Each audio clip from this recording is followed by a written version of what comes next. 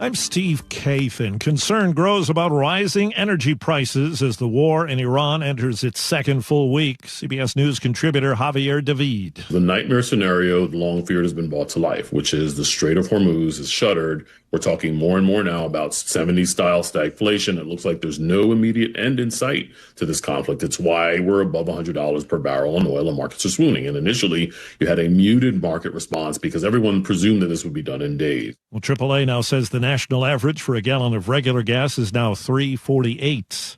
CBS's Stacey Lynn tells us President Trump is urging Australia to grant asylum for the women's national soccer team from Iran. The team is facing safety concerns after some players refused to sing the national anthem during a match at the Women's Asian Cup in Australia. Iranian state media labeled the athletes wartime traitors, raising fears of punishment if they return home. 5 players are reportedly seeking asylum. President Trump weighed in on social media saying if Australia doesn't give it to them, the U.S. will. 2 men suspected of bringing explosives to a protest outside New York City's mayoral mansion are in custody, and the police say authorities are looking into whether they were inspired by ISIS. CBS's Anna Schechter. They might have gotten exposed to ISIS extremist content online, and then it festers, and then you have this conflict in the Middle East now, a war with Iran, and people get triggered. The extremist element came into play where they made these homemade bombs, put TATP in it, which is extremely dangerous, and drove into the city to commit this act. The Justice Department's reached a deal in its suit against Ticketmaster and parent company Live Nation. CBS's Jamie Yukas. Sources are telling CBS News that Live Nation and Ticketmaster will be forced to pay nearly $300 million in damages to the 40 states that sued over inflated concert tickets. The deal also requires Live Nation to sell many of its amphitheaters. The DOJ accused Live Nation of illegally monopolizing the live music industry with its Ticketmaster subsidiary, claiming the Beverly Hills company was squashing competition and driving up ticket prices. Women nationwide can now request a female driver when they summon an Uber, as we hear from WWJ Radio's Jeff Gilbert. An option will start appearing on the Uber app that says women drivers. Uber says it's doing this in response to requests from women to give them more comfort about the safety of their ride. This is a nationwide expansion of a pilot program. It also allows women drivers to accept more requests from women passengers. The Dow is down 440. This is CBS News. What is going on? What's going on here? How is this possible? Great storytelling starts here. Oh, come on. Why? It's time for 60 Minutes. We are going to have an update on a horrible story out of Skycomish in just a moment. But first, we're going to go to KIRO Newsradio real-time traffic. We're going to start in a place we don't usually start, which is Highway 509 and Highway 99 getting into Seattle because the First Avenue South Bridge is closed and it's wreaking havoc. There's a couple miles of a backup on 509. There is a detour there, but it takes you through South Park and then gets you back on. I-5 is faring a lot better right now. Federal Way to Seattle is just 32 minutes. The slowing starts from about Boeing Field getting into downtown Seattle. And there is some backing up on the West Seattle Bridge, but not as bad as on I-5 on the main line as we'd see for this time of day. Linwood to Seattle in the southbound direction, 39 minutes. Renton to Bellevue, 33 minutes with that slowing through the S-curves and a little bit of backup on 167. But you're clear through downtown Bellevue all the way to Bothell after that, and just a little bit of slowing coming out of Bothell on 405. This report brought to you by KIRO News Radio. KIRO News Radio, 97.3 FM, Northwest News. Now, the latest from KIRO News Radio and mynorthwest.com. Good morning, I'm Jillian Raftery. It is the first day of school back in Skycomish after a teacher was arrested for raping a student over the last 2 years. The district says they first knew about a criminal investigation when the sheriff's deputies showed up at school on Friday and made an arrest. There are lots of questions about this. Stay with us. Reporter Luke Ducey will be live on the Gee Ursula Show, and he has much more. Pierce County deputies are trying to track down a suspected shooter after an 18-year-old man was killed Saturday night in Parkland. Investigators are looking into whether it was a drive-by shooting. A key bridge heading into Seattle is closed until Wednesday night. That's the First Avenue South Bridge, and KIRO 7 TV's Brooke Griffin has more on why. This is all after cracks were found on the bridge panels last month. WashDOT is now starting the temporary repairs. This is phase 1. Phase 2 will replace the panels in mid to late April, and then a full bridge deck replacement will happen next year. WashDOT says starting today, they're going to be doing reinforcement and welding work to strengthen those sections. There will still be a reduced speed limit after the work, though, to reduce the strain on the bridge. Drivers in Bothell and Woodinville, though, can breathe a sigh of relief now that 405 is back open. It was closed in both directions over the weekend, so crews could remove the old SR 522 overpass. It will be closed in the same area again next weekend. Cold weather combined with an atmospheric river is expected to dump several feet of snow in the mountains by Thursday, including at Mount Baker ski area. I also want to check in with my fellow froth goblins and make sure that everybody's paying a close attention to the storms that are developing this week. National Weather Service is saying this could be the snowiest week of the winter so far. So might want to take a look at your work schedules, adjust some things. That's your mountain report from Mount Baker. And congratulations to the Rainier Beach High School boys basketball team. They're now back-to-back state champions. Rainier Beach dominated Tacoma's Lincoln High School 75-53. Their coach has led the squad from South Seattle to 10 championships. Now we're going to check in with your weather forecast. Mostly cloudy right now and a wintry mix throughout the day, high of 46. It's 39 degrees right now in downtown Seattle. I'm Jillian Raftery for KIRO News Radio. Your best source for local news, serving Western Washington and the world with the KIRO News Radio app. Always streaming live on your smart speakers. You're listening to KIRO News Radio, Northwest News. This is the Gee and Ursula Show with G. Scott and Ursula Reutin. Yeah, I'm starting off today's show. I'm not upset. I'm angry. And I'm sick of it. Yeah, I'll get to the top stories of the day brought to you by Pendergast Law here in a sec. I just want to say something that, and I hope that I do make folks uncomfortable this morning, because every single time we hear about another teacher, coach, or adult abusing a child, the headline says one bad person. This isn't one bad person. It continues to be a bad system. A 62-year-old, let me get to this. A 62-year-old gym teacher and coach at Skycomer's K-12 school has been arrested on suspicion of sexually assaulting a student for 2 years, allegedly beginning when the victim was in 7th grade. Court documents, which I have been sitting here reading my entire show prep.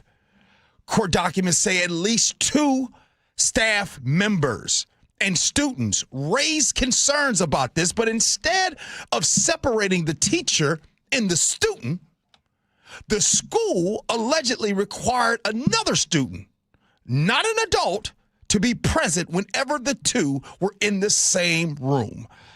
I decided to bring in KIRO News Radio's Luke Ducey in here to talk about the latest. Good morning to you, Luke. Hey, good morning. This is a small school. It's 52 students about and 9 teachers. So according to King County deputies in those court documents that we have, multiple staff members, they included a secretary and a counselor, also included students as well that expressed concerns about the relationship between the suspect and the victim. Those court documents say the principal then told the suspect at one point he could no longer be alone in a room with the victim, and the school's remedy was to have another child there instead of an adult.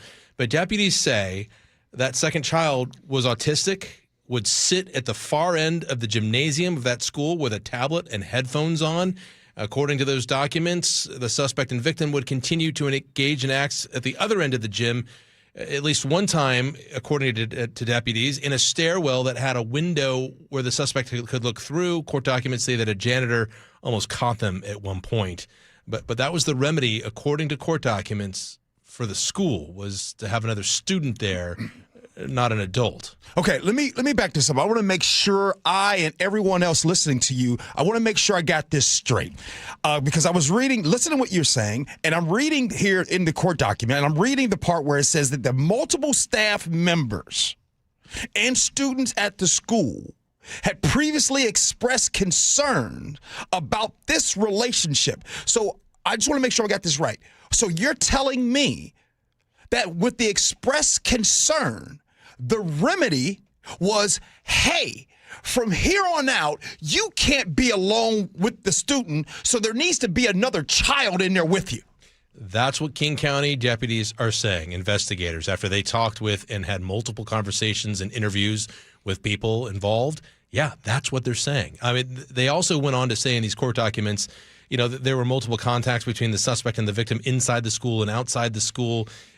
Why were they meeting in the first place? Well, deputies say the victim transferred to the school because of a trauma that they had experienced at a different school, and her relationship with the suspect began when she, quote, confided in the suspect about her experiences. Court documents show that the two bonded over different things like their like for a sport, a specific sport. Court documents say that the suspect gave the victim gifts, and then it kind of escalated from there. Deputies say that he later on would give the victim alcohol 3 to 4 times a week, including Mike's Hard Lemonade and small bottles of Fireball.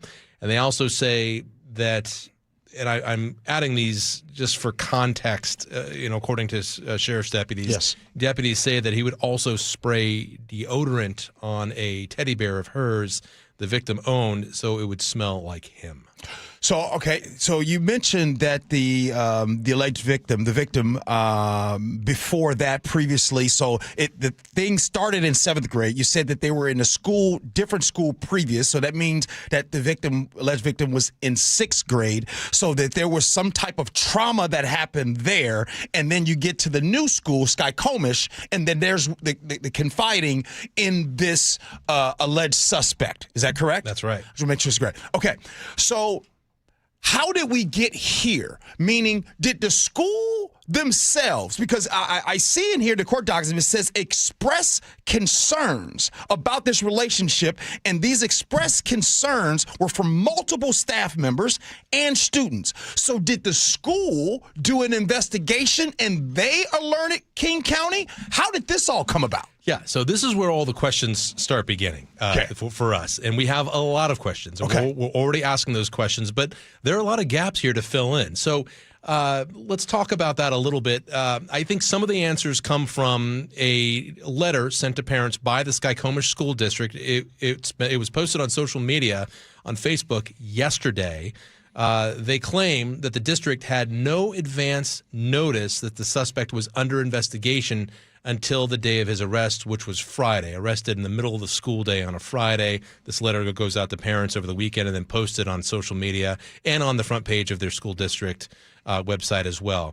Court documents do not indicate, don't say anywhere that the principal or any staff initiated an investigation, and it appears nobody mandated that the suspect and victim be separated permanently. Let's break down the statement if we want to really drill down into that statement from the school district. The claim that they had no advance notice that the suspect was under investigation. Now, in my mind, from that kind of PR lens and from the reporter lens is, and this is where another question added to the long list of questions, was under investigation. They didn't say was under investigation by a specific entity like the King County Sheriff's Department. They said was under investigation, which would presume that there was no investigation on their part, because if there was an investigation, they would have known. They would have had notice, right? Okay. But that's a question for them we have to understand. The other question that among many that we have is this idea of who is in a school district a mandatory reporter.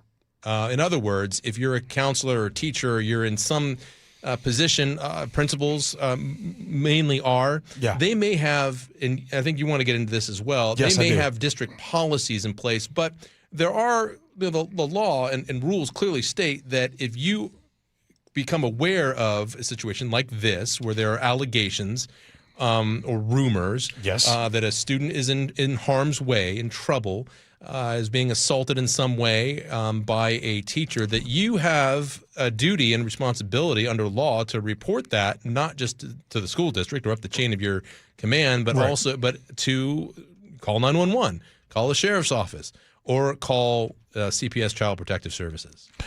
You know, Luke, yes, I did want to get into this because, by the way, this is absolutely disgusting.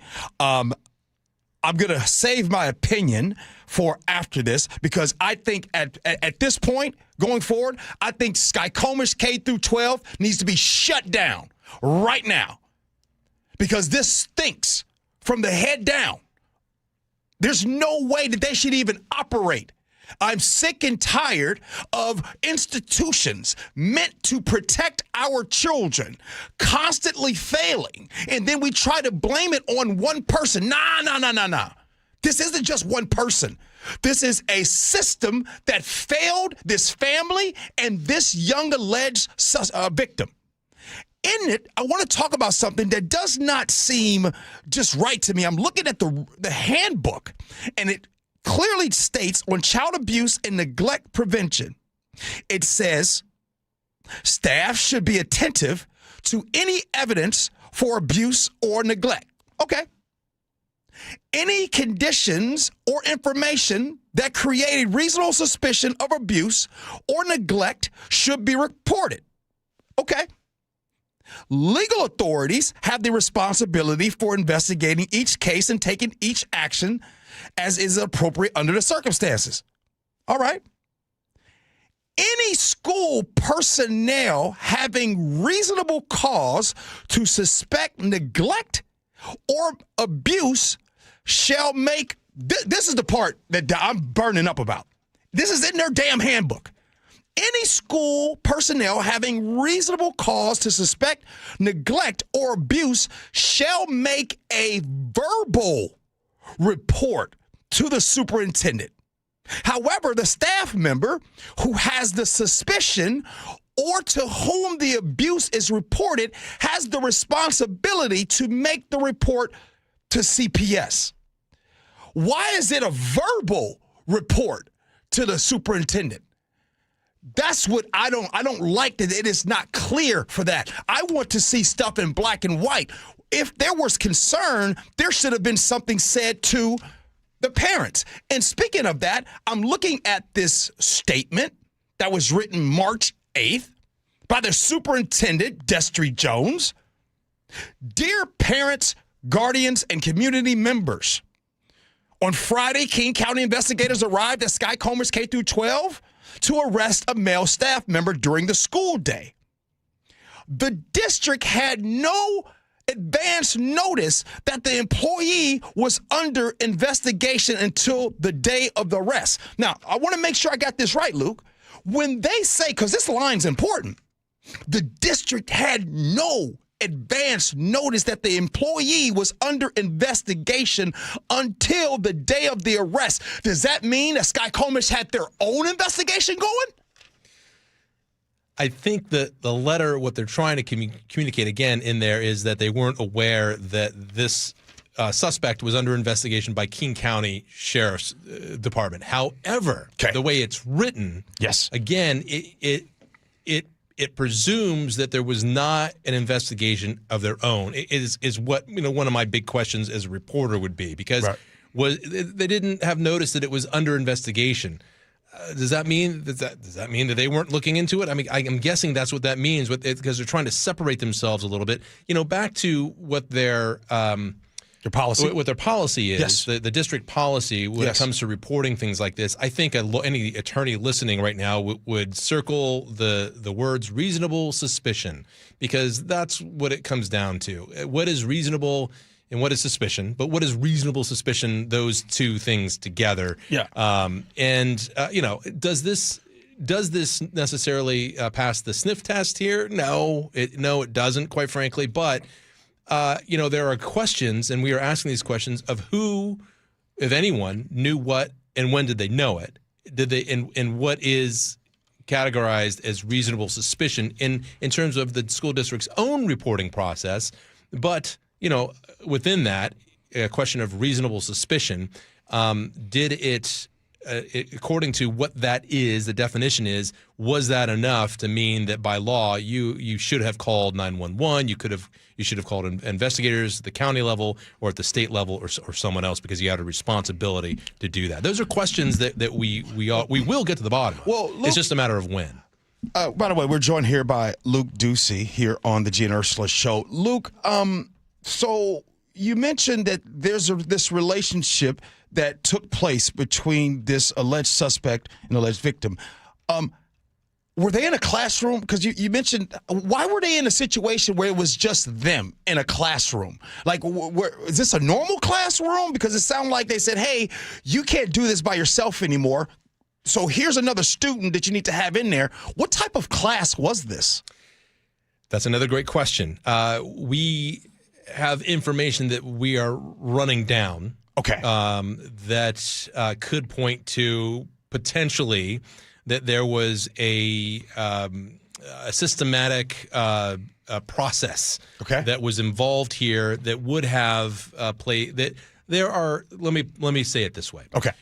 There are different programs at state level that put a student with a mentor together to help get that student the support they need through traumatic events or other things that are really they're having a difficult time here or there, right. About different things, and it's a program that's designed to help students. Now we're trying to figure out if that in case was a part of a program like this. But I let me just go back to the exact wording that I had about why they were meeting. And that is, again, and this is the quote directly from the documents, that she confided in the suspect about her experiences. There was a traumatic event that happened during her 6th grade year, and that's why she moved to this school. So why was she confiding in the suspect, according to sheriff's deputies and investigators? Again, another question. I think that will come out very soon, but that is definitely another big question to ask. The alleged suspect, what's his role at the school? Like, what is his job? What is his, there's teachers. What does he specifically teach? What is his role? Well, gym teacher is what we understand. Okay. A coach as well as athletic director. Okay. And I believe that you may have some information on your desk as well over there that he was a Title IX coordinator. Okay. For the school, at least, right. at that level. But this is a very small school, 52 students, about 9 teachers. I'm sure in an environment like that, teachers and staff wear many hats, and it appears this 62-year-old gym teacher was also wearing many hats. He was probably the athletic department. And so we don't know how long. 62 years old, teacher. We don't know how long he's been teaching as of right now. Do not know that. Okay. Tracking all that down. All right, yeah. Luke.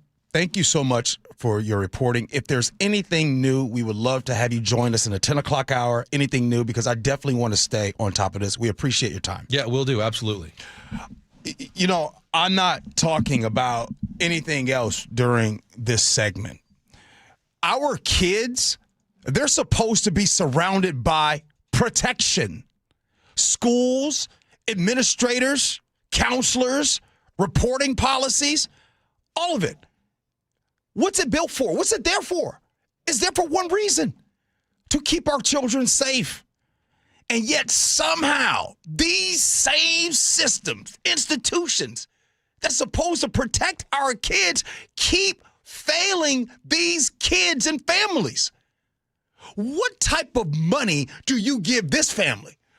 What type of situation is this worth? You mean to tell me this young one goes from one traumatic situation at another school and they come here at a new school and this is what happens? See, that is the problem that continues. These predators out here in the world, they rely on silence. They rely on adults looking the other way. They rely, and by the way, I don't know what it is about. I've been in school before. You've been in school before. How come the kids in the schools sometimes are the first ones that know about it? And it seems like the adults sometimes don't listen to the kids. There's just absolutely no way that this should have happened. And everybody should be upset about this story. That school failed this young one for this to last this long. And this statement is trash, especially the part where it says in the statement, our focus remains on maintaining a safe and supportive learning environment for all students. Trash. Everybody at Sky, they should shut that school down until further notice. The entire school. Absolutely failure. More to Gee and Ursula Show next.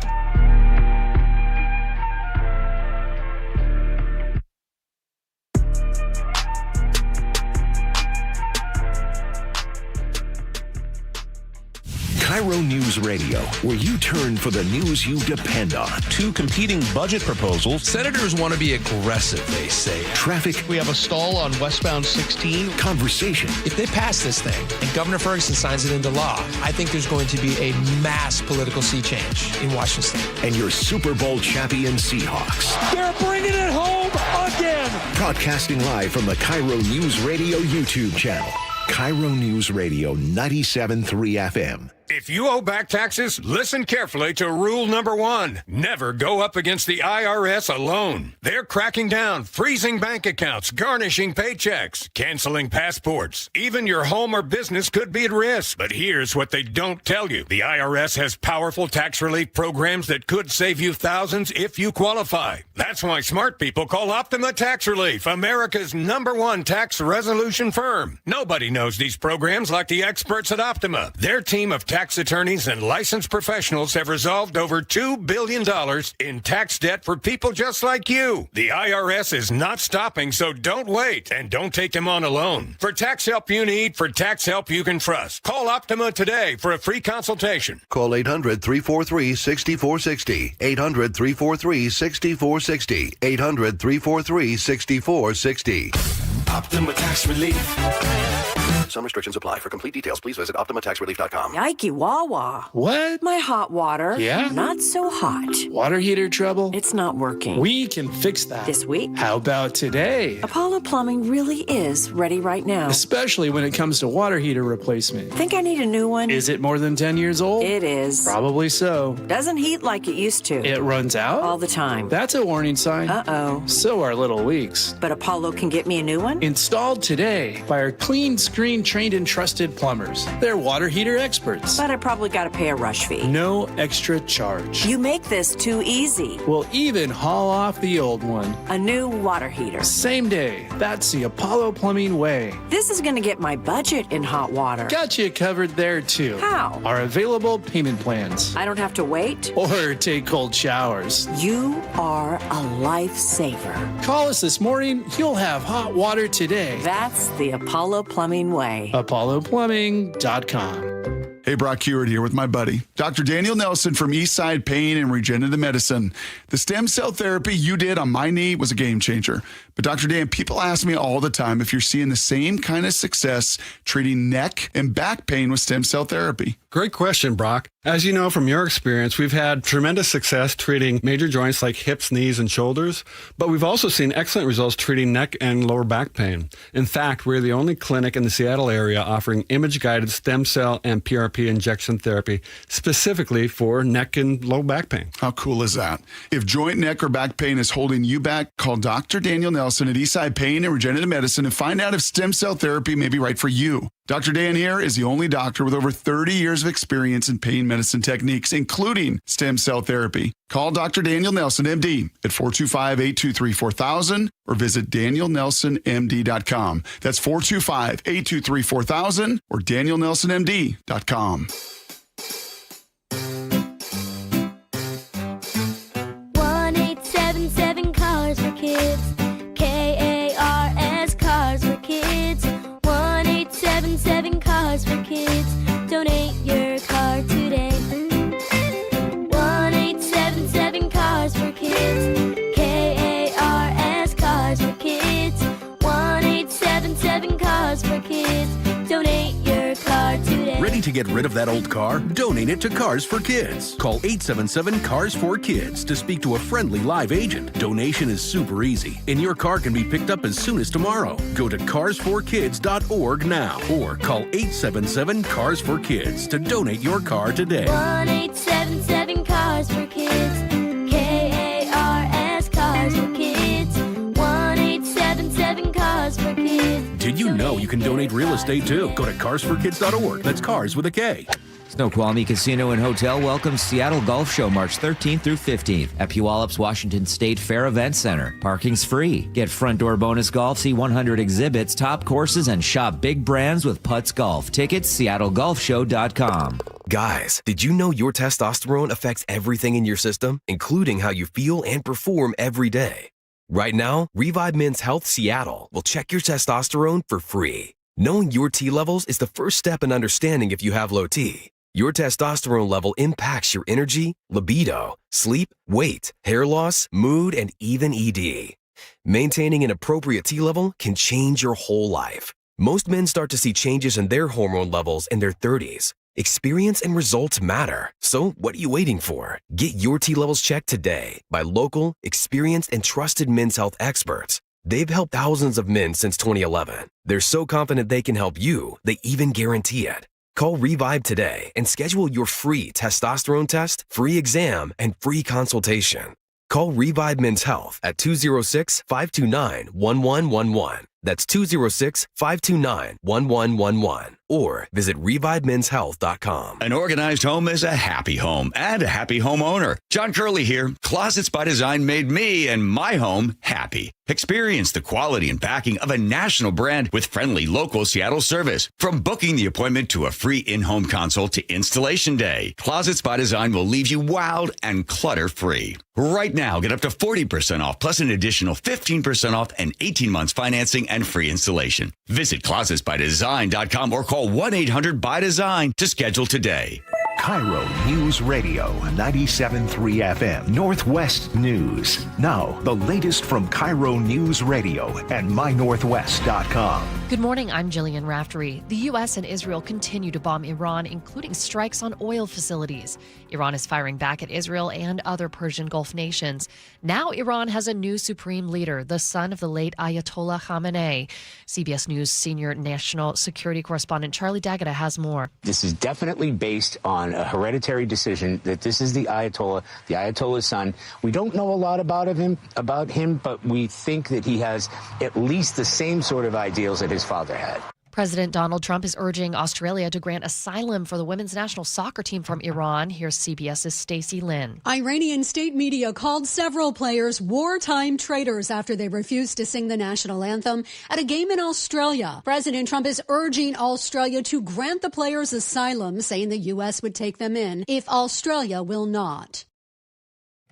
And the remains of a 7th service member who was killed in an Iranian strike will be home tonight. You all know better than almost any category of Americans what it means to put on a uniform and to sacrifice for our country. Those comments from Vice President J.D. Vance while speaking to the International Association of Firefighters.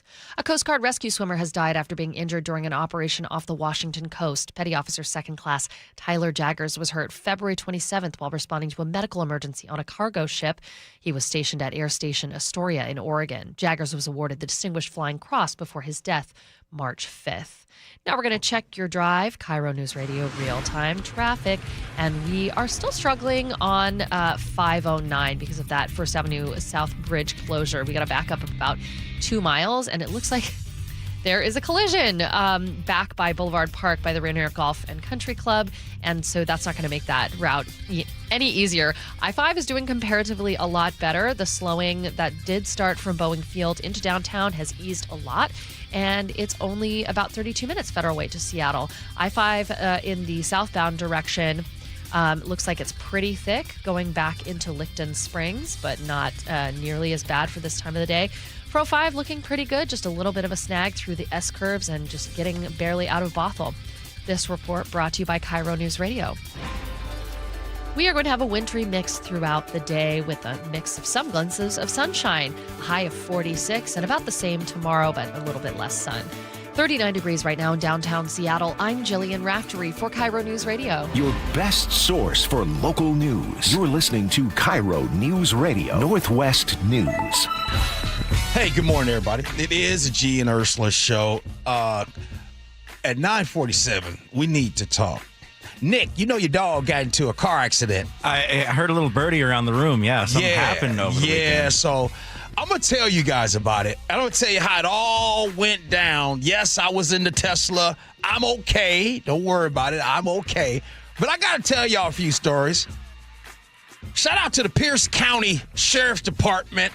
Those deputies did a fantastic job. I'll tell you about that at 9:47. I apologize. I started off the show a little on the emotional side. Yes, I'm by myself today with my man, Nick and Paul. So I didn't say good morning to anyone. Paul, good morning to you. Thank you for coming in. Happy to be here. And G. Nick, good morning to you, sir. Man. I Yeah. apologize. No worries. But let's get into it. Now, ain't y'all sick and tired of talking about rent in the state? How come every time we talk about the rent, it's never like, oh, my goodness, you move here, you get a good deal. Well, technically, you do. There was an analysis of the most and least expensive cities to rent by state. Washington's least and more affordable cities have been revealed. Now, if you're listening right now, can you guess which city, town in the state of Washington is the most expensive to rent? I think that's pretty easy. Yes, you got it. It's Bellevue. $3,800. Now, the least, what would you think the least in the state would be? I actually kind of guessed this right. I didn't know where, but I knew it was going to be on the east side of the mountains. It's Moses Lake. If you've ever been to Moses Lake, the lowest average rent there is $1,995, nearly $2,000 for the average. But I got to tell you, I actually thought that the rent would be lower than that. Median rents underscore the sharp divide between island communities and high-demand tech-driven hubs, according to the Rental-Meter stated. Here's more details about this topic. Washington's cheapest city for average rent, Moses Lake, clocked in as the 8th most expensive, cheapest city in the country. Isn't that funny how that is?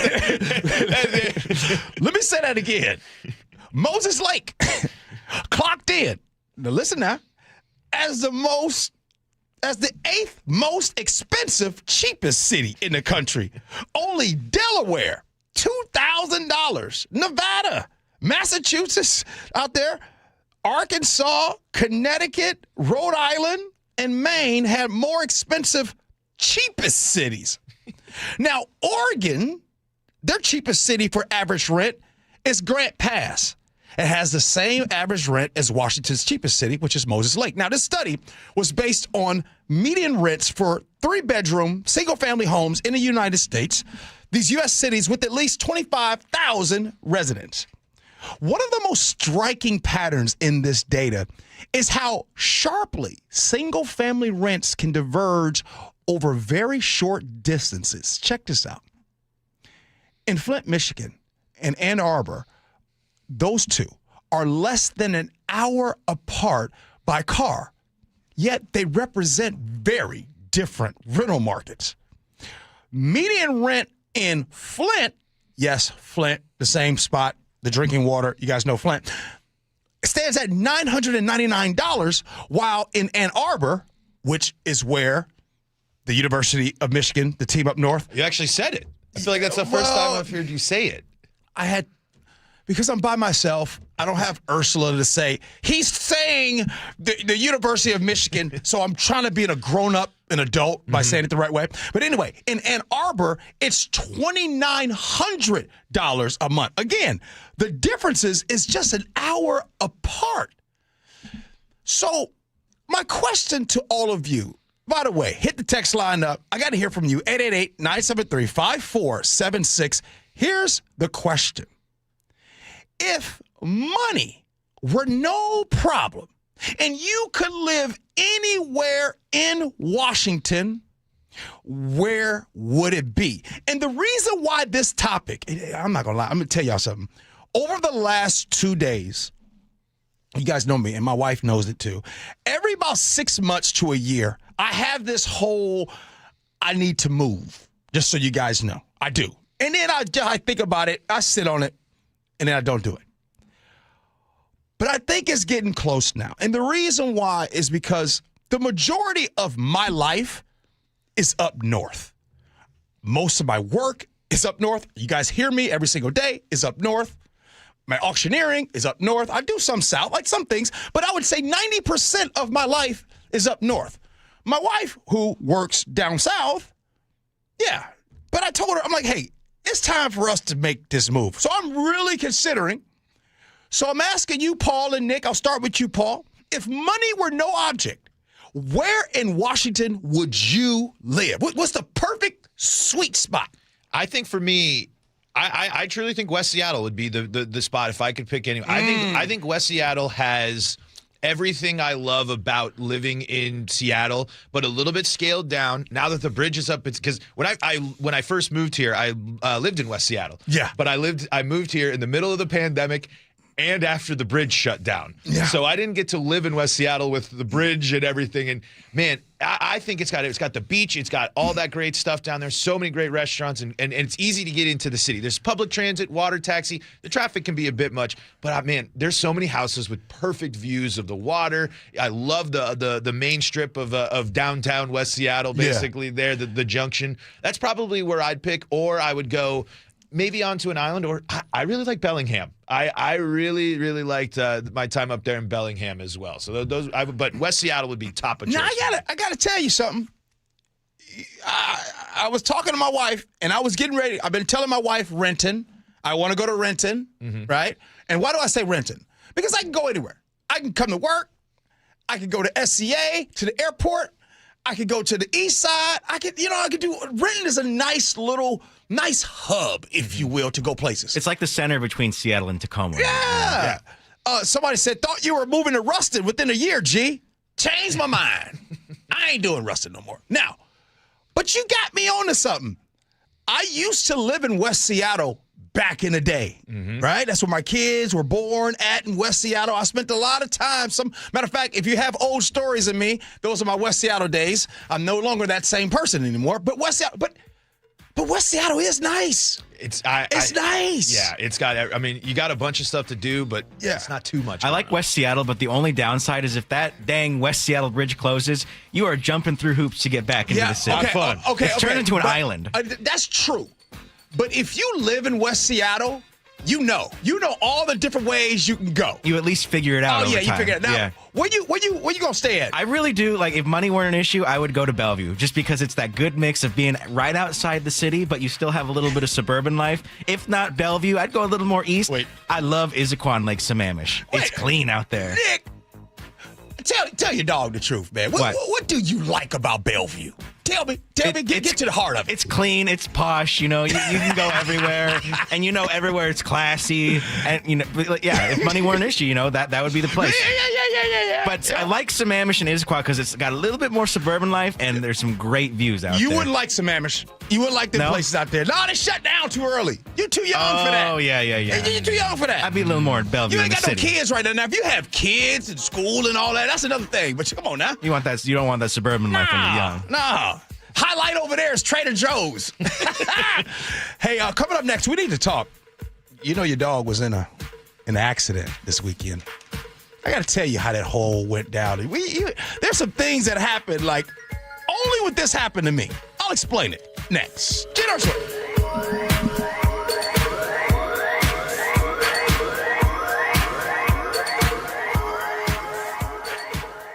The John Curley Show. When people sit there and they see people with the American flag and they're utterly disgusted because they associate the flag and USA with Donald Trump, don't do that. You're doing yourself an amazing disservice. Weekdays 3 to 7. You could dislike Donald Trump, but you can still love America. It's like discounting Photograph from Nickelback, which is actually a pretty good song. Think of the fact that you love this country, and what you love about it is it's inclusive. Good. Include others. Watch The John Curley Show live on YouTube.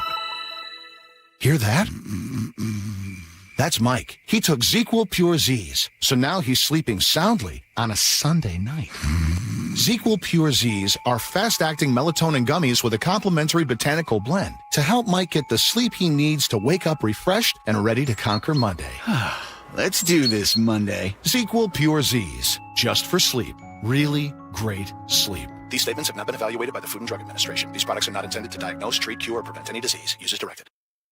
Oh, could this vintage store be any cuter? Right? And the best part? They accept Discover. Accept Discover?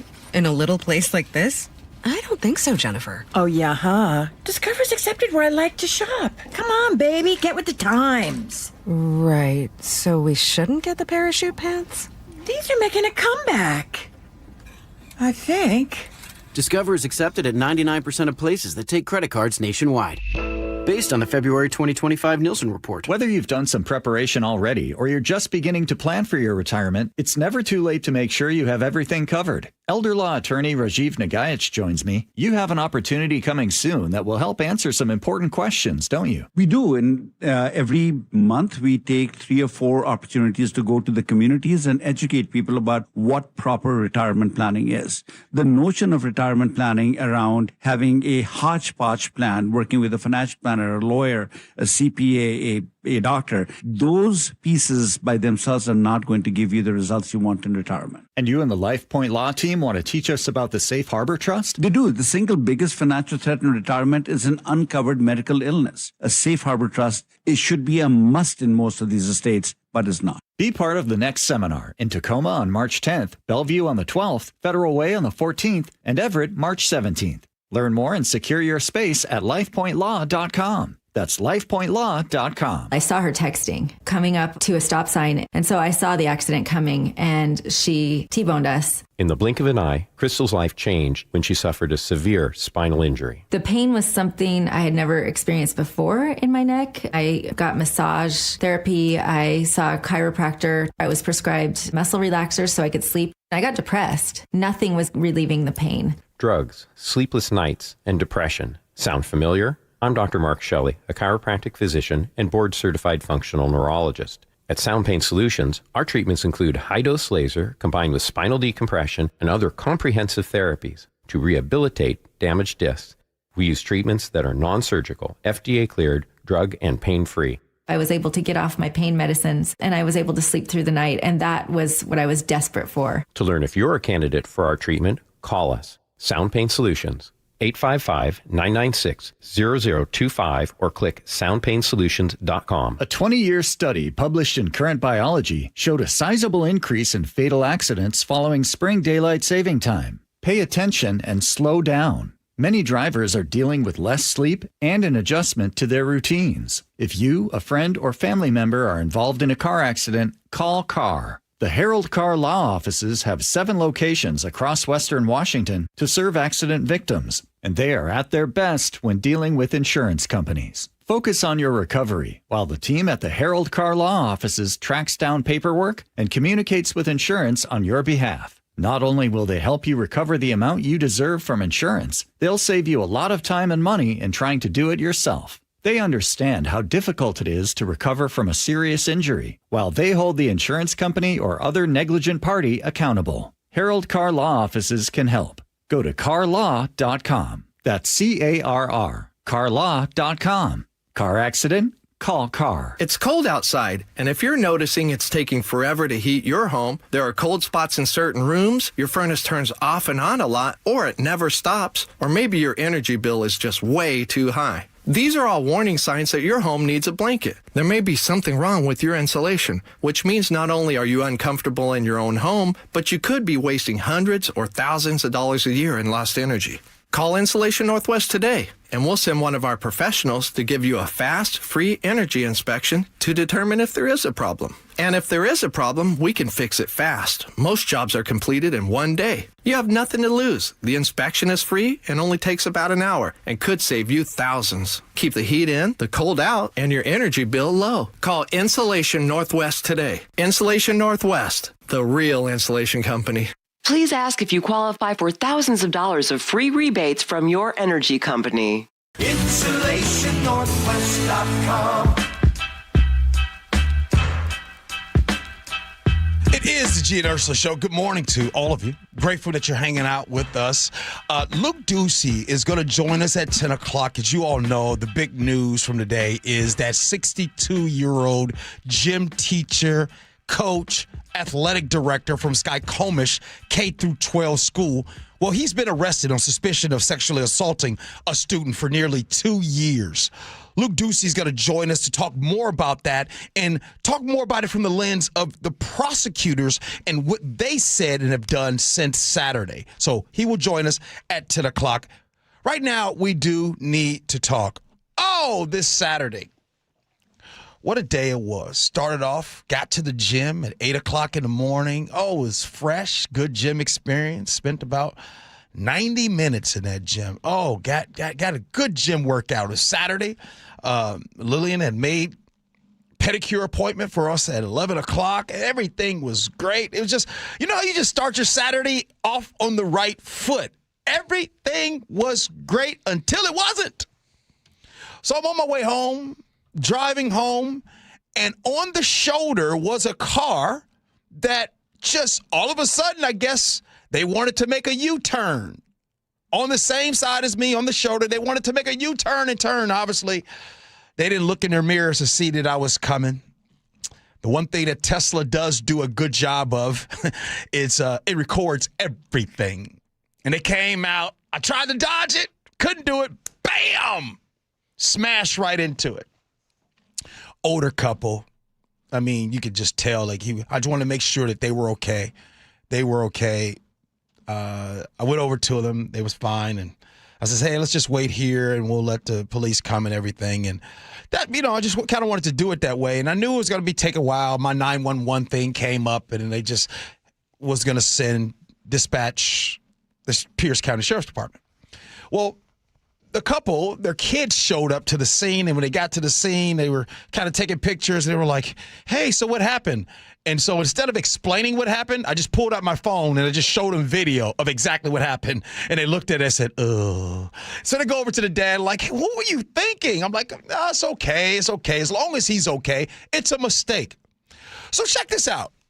I was getting ready to leave. I was just like, man, look, I understand it's low priority.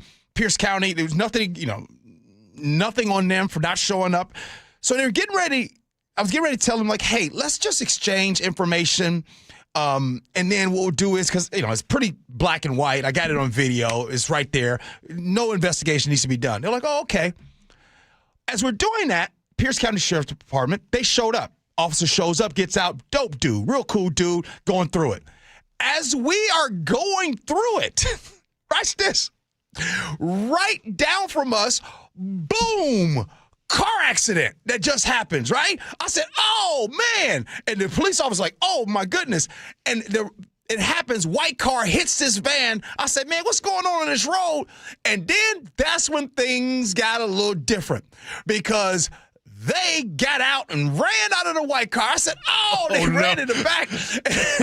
And the law enforcement was standing right there. He gets in his car, and he goes right there. And I just said to myself, now, buddy, that's broad daylight. Where you going?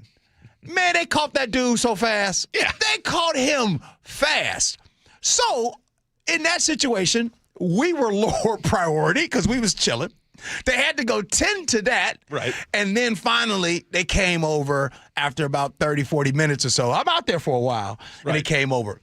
Shout out to the deputy that came over. T. Davis was his name. Real cool, very professional. Love the way you took care of everything, T. Davis. T. Davis' partners out there know who he is. He was very professional, did his job very well. But, I was thinking, here's what I really thought about. My day, other than all I did was reschedule my pedicure. That's all I did. But I was just thinking, and instead of doing a tow truck, there's no way I wasn't doing a tow truck. And I'm like, anyway, I wasn't going to pay for it because it would be their insurance that would pay for it. So I drove, and on the Facebook page, Paul is going to post my picture here in a second of my vehicle. I drove it. I drove it home, got it into the garage. But what stands out to me is, what if that was my only vehicle? What if I had little kids? I really thought about that, and I'm grateful to be in that situation. That I was like, okay, no big deal. My wife has a car. I have another car. But just to people that get into those car accidents, again, everybody's okay. But even after everybody's okay, somebody that has that one car, is not like you can go get a rental car right away. Mm-hmm. So your whole weekend is shot. I didn't miss a beat other than not making it to my pedicure appointment at 11 o'clock. Yeah. But look, the family was cool. Shout out to the family because the older couple, they had the daughter came, the daughter-in-law came. They had a whole family reunion out there. So this couple had amazing support. And we were just out there laughing and having fun and having good conversation and all that good stuff. So, again, I just wanted to say shout out to the Pierce County Sheriff's Department because they caught Buddy. Paul, they caught Buddy so fast. Like, bro, what are you doing? He runs out, and he must not have been in shape because he had a head start. But there was nowhere to go. Well, they're already on scene. The officer's already there. Right there. Well, like you're saying, it's like broad daylight. It's harder to hide when you're out running in the open. Where you going? You're lucky that Tesla was still drivable for you because you might have been forced to get a tow truck if it wasn't drivable. So, by the way, that's the end of Tesla for me, y'all. Because I was already going to turn in the lease in June. But with the leased car, I have never even thought about it with an accident. Hey, it's all insured. Yeah. It's all taken. You know what the question I got that I need to figure out? I got about 3 more months of payments. Hey, does that mean y'all taking care of the payments? All right. Coming up next, getting very serious again, we're going to talk about the 62-year-old gym teacher, athletic director, coach at Skycomers K-12 school has been arrested on suspicion of sexually assaulting a student for 2 years, allegedly beginning when the victim was just in 7th grade. Luke Ducey is going to join us and also talk about that and also what the prosecutors are saying. We do all that next. Gee Ursula.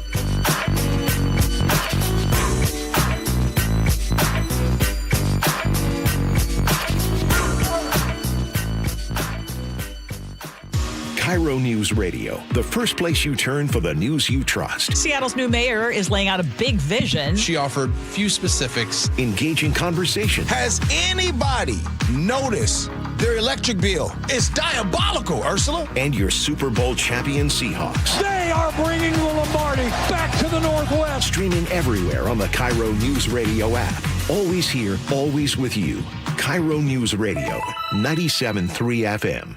Cashback is not available on gas in New Jersey and Wisconsin. Couponing. Wow, you didn't strike me as the coupon type. Just trying to stay ahead of inflation. Gas, groceries, everything. It's all more expensive. I need to save wherever I can. Have you tried Upside yet? Upside? What's that? It's a free app that I use that pays cash back for every gallon of gas I buy. You've got to buy gas to get around anyway. Might as well get paid for it. Come on, does that really add up to anything? I've already made around $200. The extra cash helped pay down my bills, and I even had a little extra left to treat myself. And the Upside app is free? Totally free, and the cash back is real. You can transfer the cash right to your bank account. I'm downloading Upside right now. Download the free Upside app now to earn cash back every time you buy gas. Use promo code ENJOY to get an extra 25 cents per gallon on your first tank. You can cash out anytime right to your bank, to PayPal, or a gift card for Amazon and other brands. Just download the free Upside app and use promo code ENJOY for a 25 cents per gallon bonus on your first tank. That's code ENJOY for a 25 cents per gallon bonus.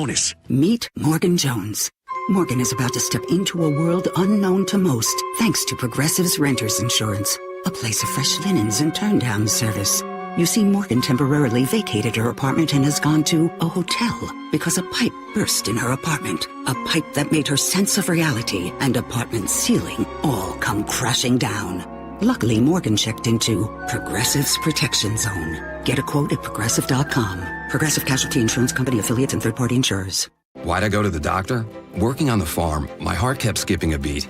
I didn't think much of it, but my daughters made me get checked out. Turns out I have atrial fibrillation, which increases the risk of stroke about 5 times. Symptoms like irregular heartbeat, heart racing, chest pain, shortness of breath, fatigue, or lightheadedness can come and go. But if it's AFib, the risk of stroke remains. If you have symptoms, contact a doctor. I'm so glad I did. Visit notimetowait.com. Sponsored by Bristol Myers Squibb and Pfizer. The John Curley Show. I can't wait till I get a little older, be the really crotchety old guy, getting close to being eccentric. As my mom used to say, I don't make enough money to be eccentric. I'm just middle-class crazy right now. Watch The John Curley Show live on YouTube.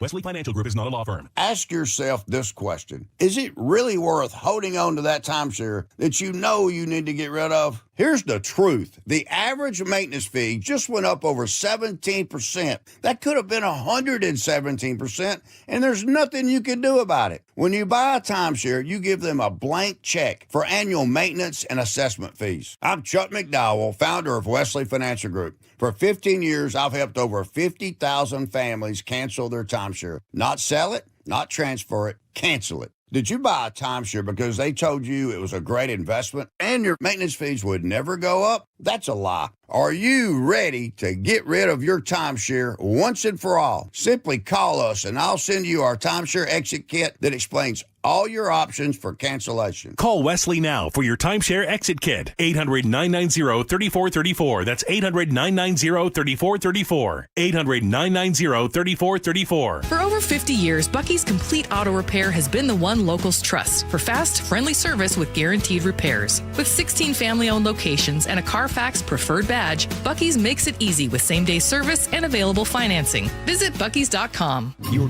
best source for local news. KIRO Newsradio, KIRO FM and HD1, Tacoma, Seattle, Northwest News.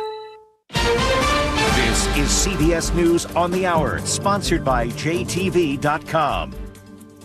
I'm Steve Kathan. Americans are feeling the pain at the pump with gas prices up about 50 cents a gallon since the start of the Iran war. Oil tops $100 a barrel now. Some have called on President Trump to free up some of America's reserves. Kristen Myers is ETV editor-in-chief of Asset TV. To release the barrels of oil that we have in the strategic reserves. Here's the problem, though. 20 million barrels of oil pass through the Strait of Hormuz every single day, which means that our reserves can really only feed global oil supply for 20 days. CBS's Olivia Gazis has new reporting on the fatal attack on a school in Iran in the early days of the war. Of this preliminary U.S. assessment finding the U.S. is likely responsible for that strike, although the officials that we spoke with say the school was not likely to have been intentionally targeted and may have been hit in error. One person who was briefed on these early findings told CBS News that the area may have been misidentified as an Iranian military site. After a battle with the Defense Department, the AI giant Anthropic is suing the Trump administration. A week after the Pentagon formally designated Anthropic a supply chain risk, which itself followed Anthropic's refusal to allow the U.S. military unrestricted use of its technology, the San Francisco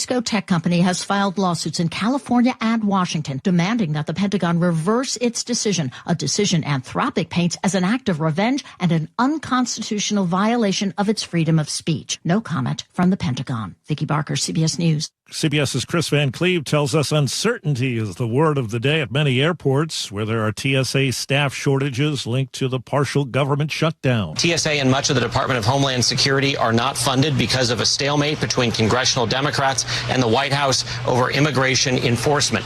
For tens of thousands of frontline DHS workers, this is their second prolonged shutdown going without pay since October. Well, two men suspected of bringing a pair of improvised explosives to a protest outside New York City's mayoral mansion over the weekend are now facing a string of charges, and authorities are looking at whether or not they were inspired by ISIS. Mayor Zoran Mamdani. As the NYPD continued their investigation yesterday, they found a third suspicious device in a vehicle on East End between 81st and 82nd Street.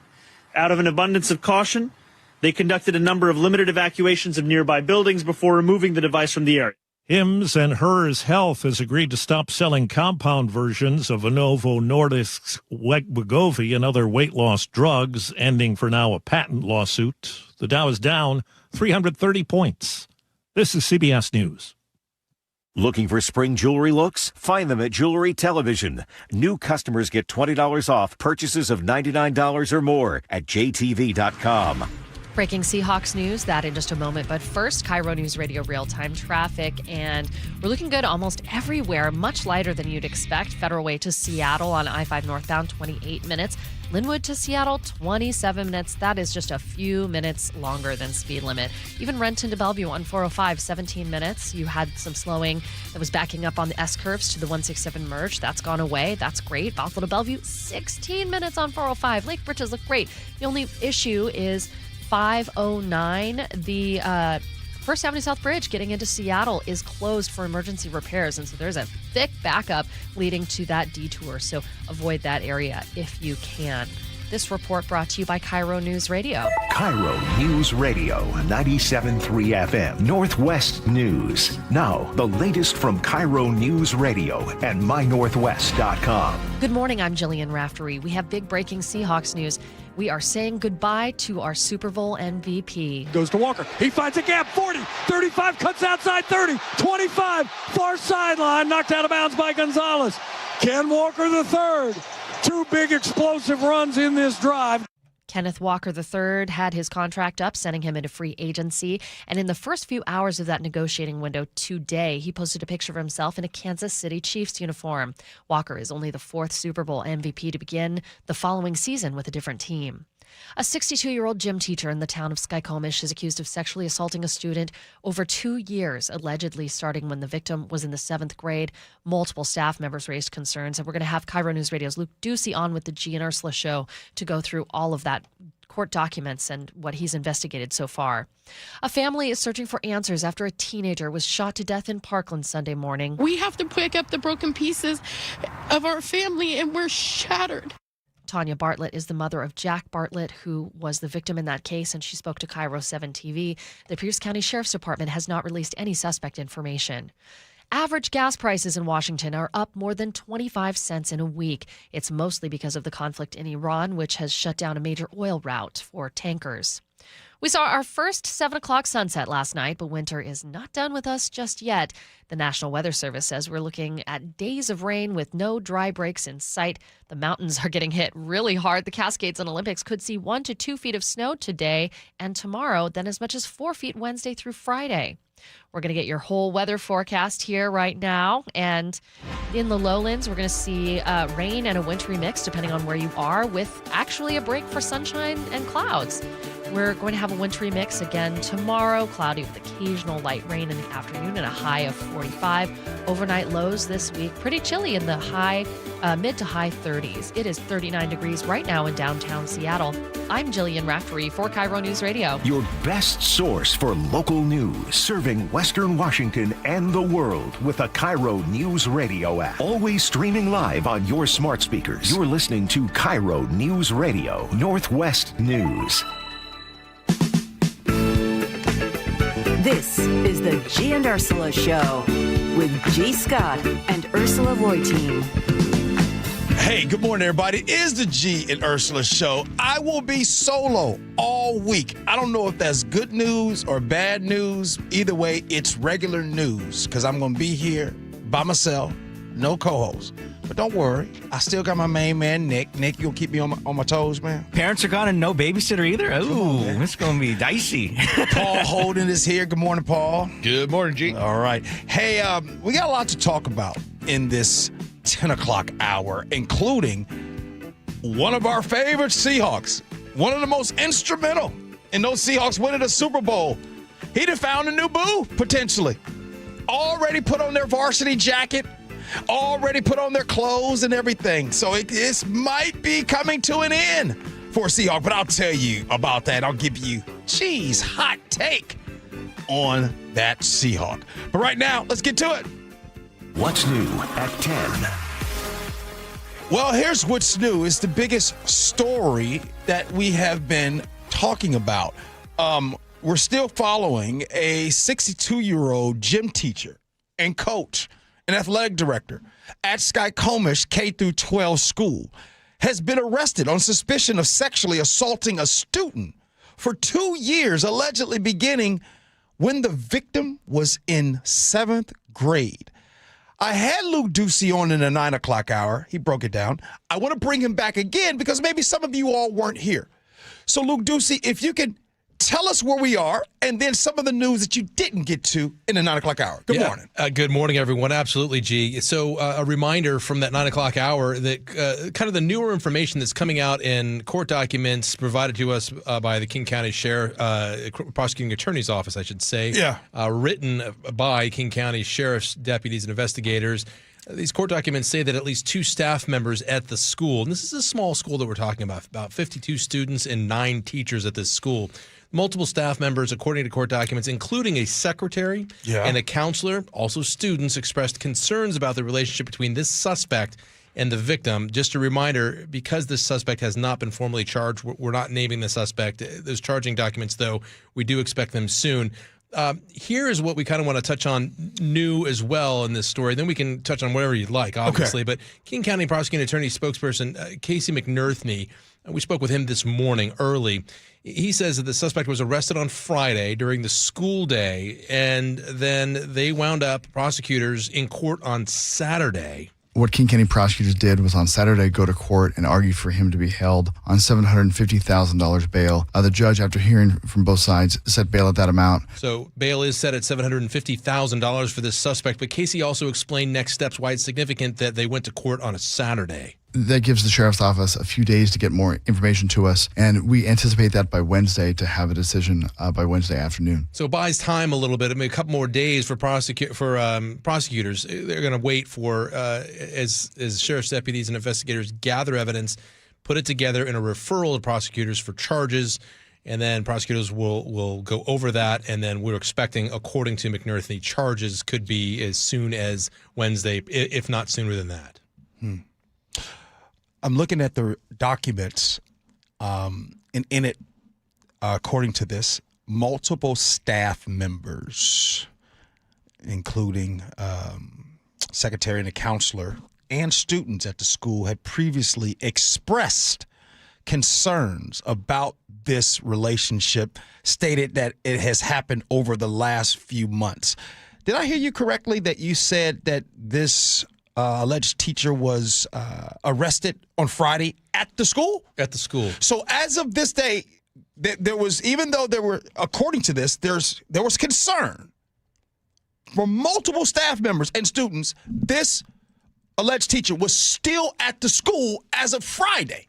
As of Friday, according to deputies, people investigating this, they heard from people who expressed concern. Now, did the school, so I would assume, so it makes it sound like that did the school report this to King County deputies? How did King County find out about this? According to court documents, the victim's mother is the one who found messages and images on a phone, and she reached out to authorities.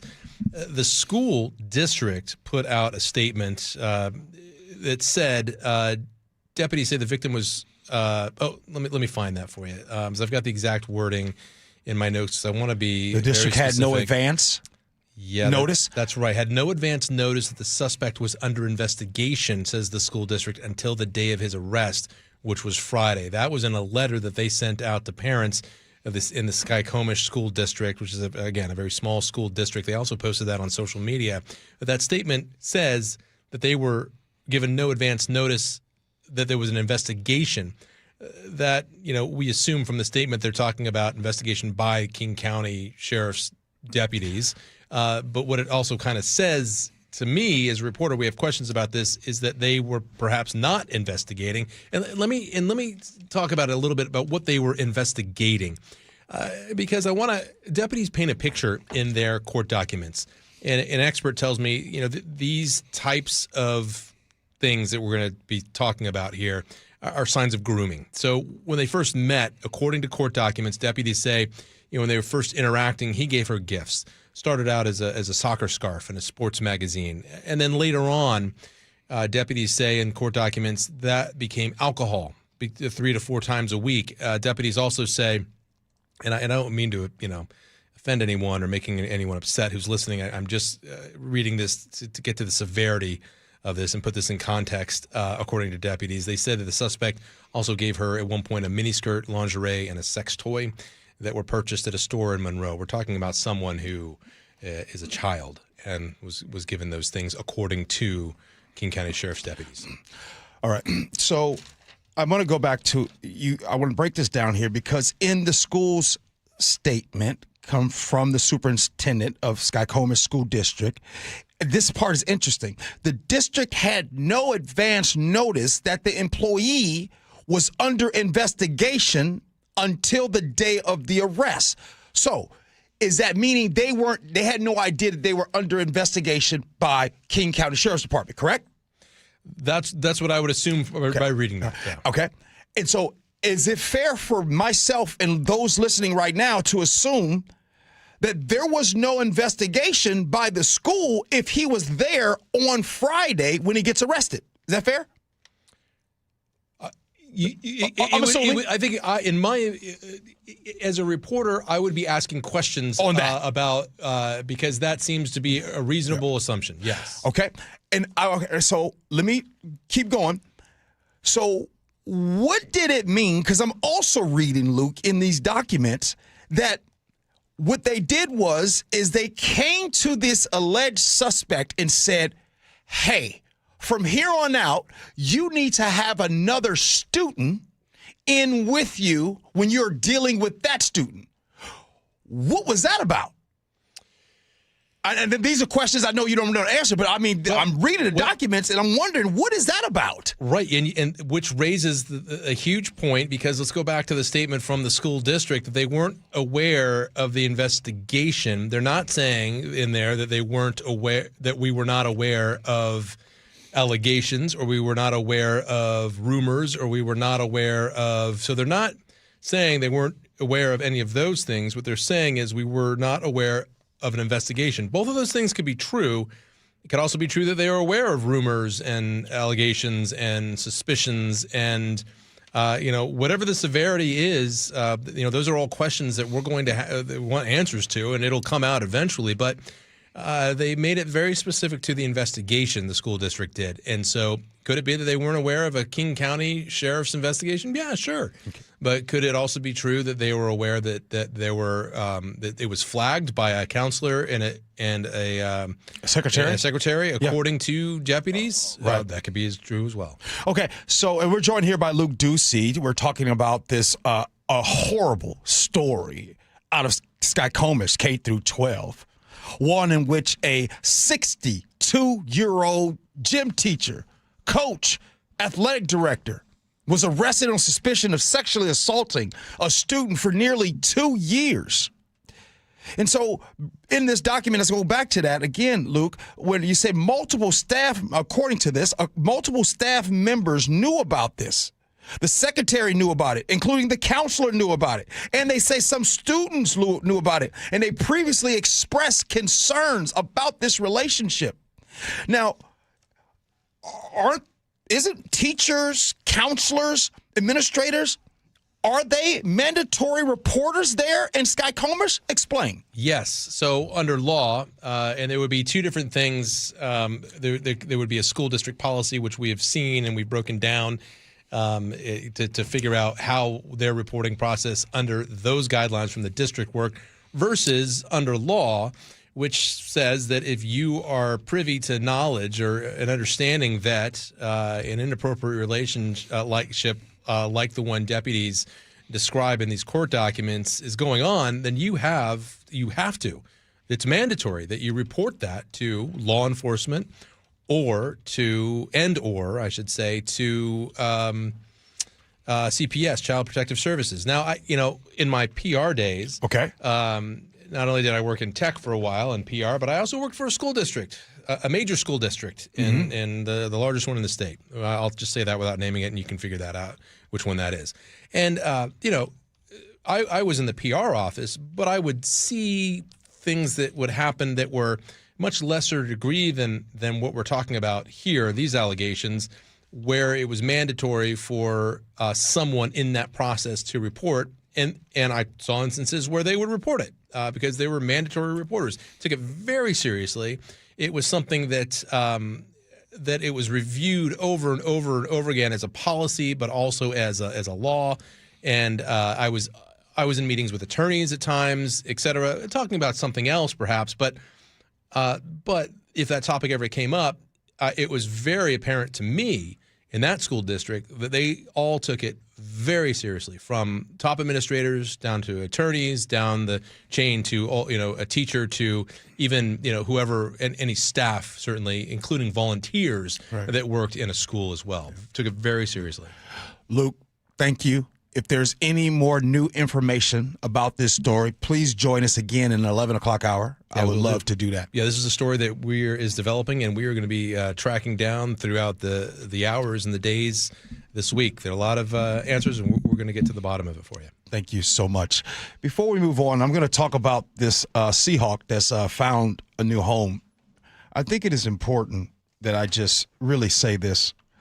This newsletter that went out from the superintendent of Scott Comer's school district, I just want to respectfully say this is absolute trash all the way around, especially the part where it says our focus remains on maintaining a safe and supportive learning environment for all students. Sounds like you have an alleged monster that was working at the school. But more importantly, a system, an institution that is supposed to protect children. It seems like that was a failure. So I really hope that we can't just blame this. Yeah, this person was awful. Absolutely awful. But when I look at court documents and it says that multiple staff members, including a secretary and a counselor, including some students at the school, had previously expressed concerns about this, there needs to be a real shakeup. And are those same people, are they in charge of these students today? Because I don't trust you. Not at all. Failure has happened. We, as a society, if you can't protect kids, then this is a society that's really, we've lost our moral compass. I'm tired of talking about these stories. I'm tired of it being in the news. I'm tired of the justification, the hoops, the mental gymnastics that continues to happen. And until accountability becomes louder than all of these excuses, these stories are going to keep showing up in the headlines over and over and over again. This topic should make us all uncomfortable, to the point where all of these institutions, they need to come together and make sure things like this does not happen again. And it's always those ones. I don't even know this alleged suspect. I don't even know their background. But I can guess 62 years old, teacher, coach, I guess, according to the documents, also a Title IX coordinator. A lot of responsibility and, once again, a lot of failure to protect kids. I don't know how to segue into this, but let's go to the Seahawks here for a second. The Seahawks running back, K9, Kenneth Walker III's time with the Seattle Seahawks looks like it's going to be coming to an end. As you all know, at 9 o'clock, it became official. Free agency where, you can start talking and dancing and flirting with other teams and players and all that stuff. Well, the Super Bowl MVP running back appears to be signing with the Kansas City Chiefs, according to a report from the NFL Network's Tom Pelissero. Now, it doesn't become official, hasn't signed yet until Wednesday, 1 p.m., but right now, when you start looking on Instagram and you seeing them taking pictures with somebody else, it looks that way. It appears that K9 would be signing a 3-year contract worth up to $45 million, which makes it the highest paid deal for a free agent running back in NFL history. Moments after that news broke, though, my man K9 confirmed it with that social media post. I mean, come on, K9. Show us some love, man. You didn't have to post a picture of you in your new booze outfit. Now, K9, somebody said, they laughed at me when I said respectfully earlier. So everything that comes out of my mouth right now, I feel like if you say respectfully, then it takes a little something off of it. Fair? Respectfully, K9, you were phenomenal for the Seattle Seahawks. You did such a great job. I'd argue that you were probably one of the biggest instrumental in the Seahawks winning the Super Bowl. To which your money was up, and you had to go get the money. No doubt about it. A little too expensive for the Seahawks, blood. But I'm going to say this right now. At 10:23 on March 9th, 2026, your best days as a pro will always be with the Seattle Seahawks. I don't think you're going to be the K9 with KC. No disrespect with them as you were here. Because in life, in some relationships, you guys know how I like to talk about relationships. In some relationships, sometimes you're better together, baby. And then when you get out of that relationship, you're like, hey, whatever happened to Paul? How come Paul didn't soar the way that they did? Because Paul was in a good relationship before. Paul got into a different type of relationship. Have you ever known somebody in your life that they got out of one relationship and they went to another and it just kind of went down? How about this? Not say down, but it just wasn't as good. Oh, yeah. Hey, come on, Dad. That's what Seattle was. But again, I think that you should go and get your money right there. Now, I just got a text message. Somebody says, dude, that's harsh. I said respectfully. Did I not say respectfully? Why you always getting mad at me all the time? Coming up next, we'll have more of the Gee and Ursula Show, including office buildings being turned into apartments. And we got some other stuff. We do all that next. Oh, we'll talk about gas prices, too. Gee and Ursula.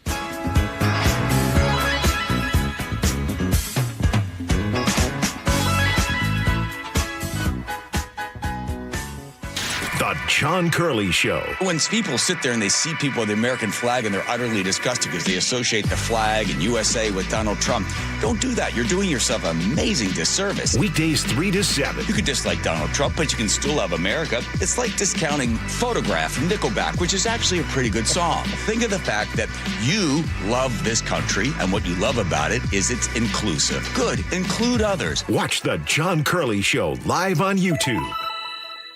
Whether you've done some preparation already or you're just beginning to plan for your retirement, it's never too late to make sure you have everything covered. Elder law attorney Rajiv Nagayich joins me. You have an opportunity coming soon that will help answer some important questions, don't you? We do. And every month we take 3 or 4 opportunities to go to the communities and educate people about what proper retirement planning is. The notion of retirement planning around having a hodgepodge plan, working with a financial planner, a lawyer, a CPA, a doctor, those pieces by themselves are not going to give you the results you want in retirement. And you and the LifePoint Law team want to teach us about the Safe Harbor Trust? They do. The single biggest financial threat in retirement is an uncovered medical illness. A Safe Harbor Trust, it should be a must in most of these estates, but it's not. Be part of the next seminar in Tacoma on March 10th, Bellevue on the 12th, Federal Way on the 14th, and Everett March 17th. Learn more and secure your space at lifepointlaw.com. That's lifepointlaw.com.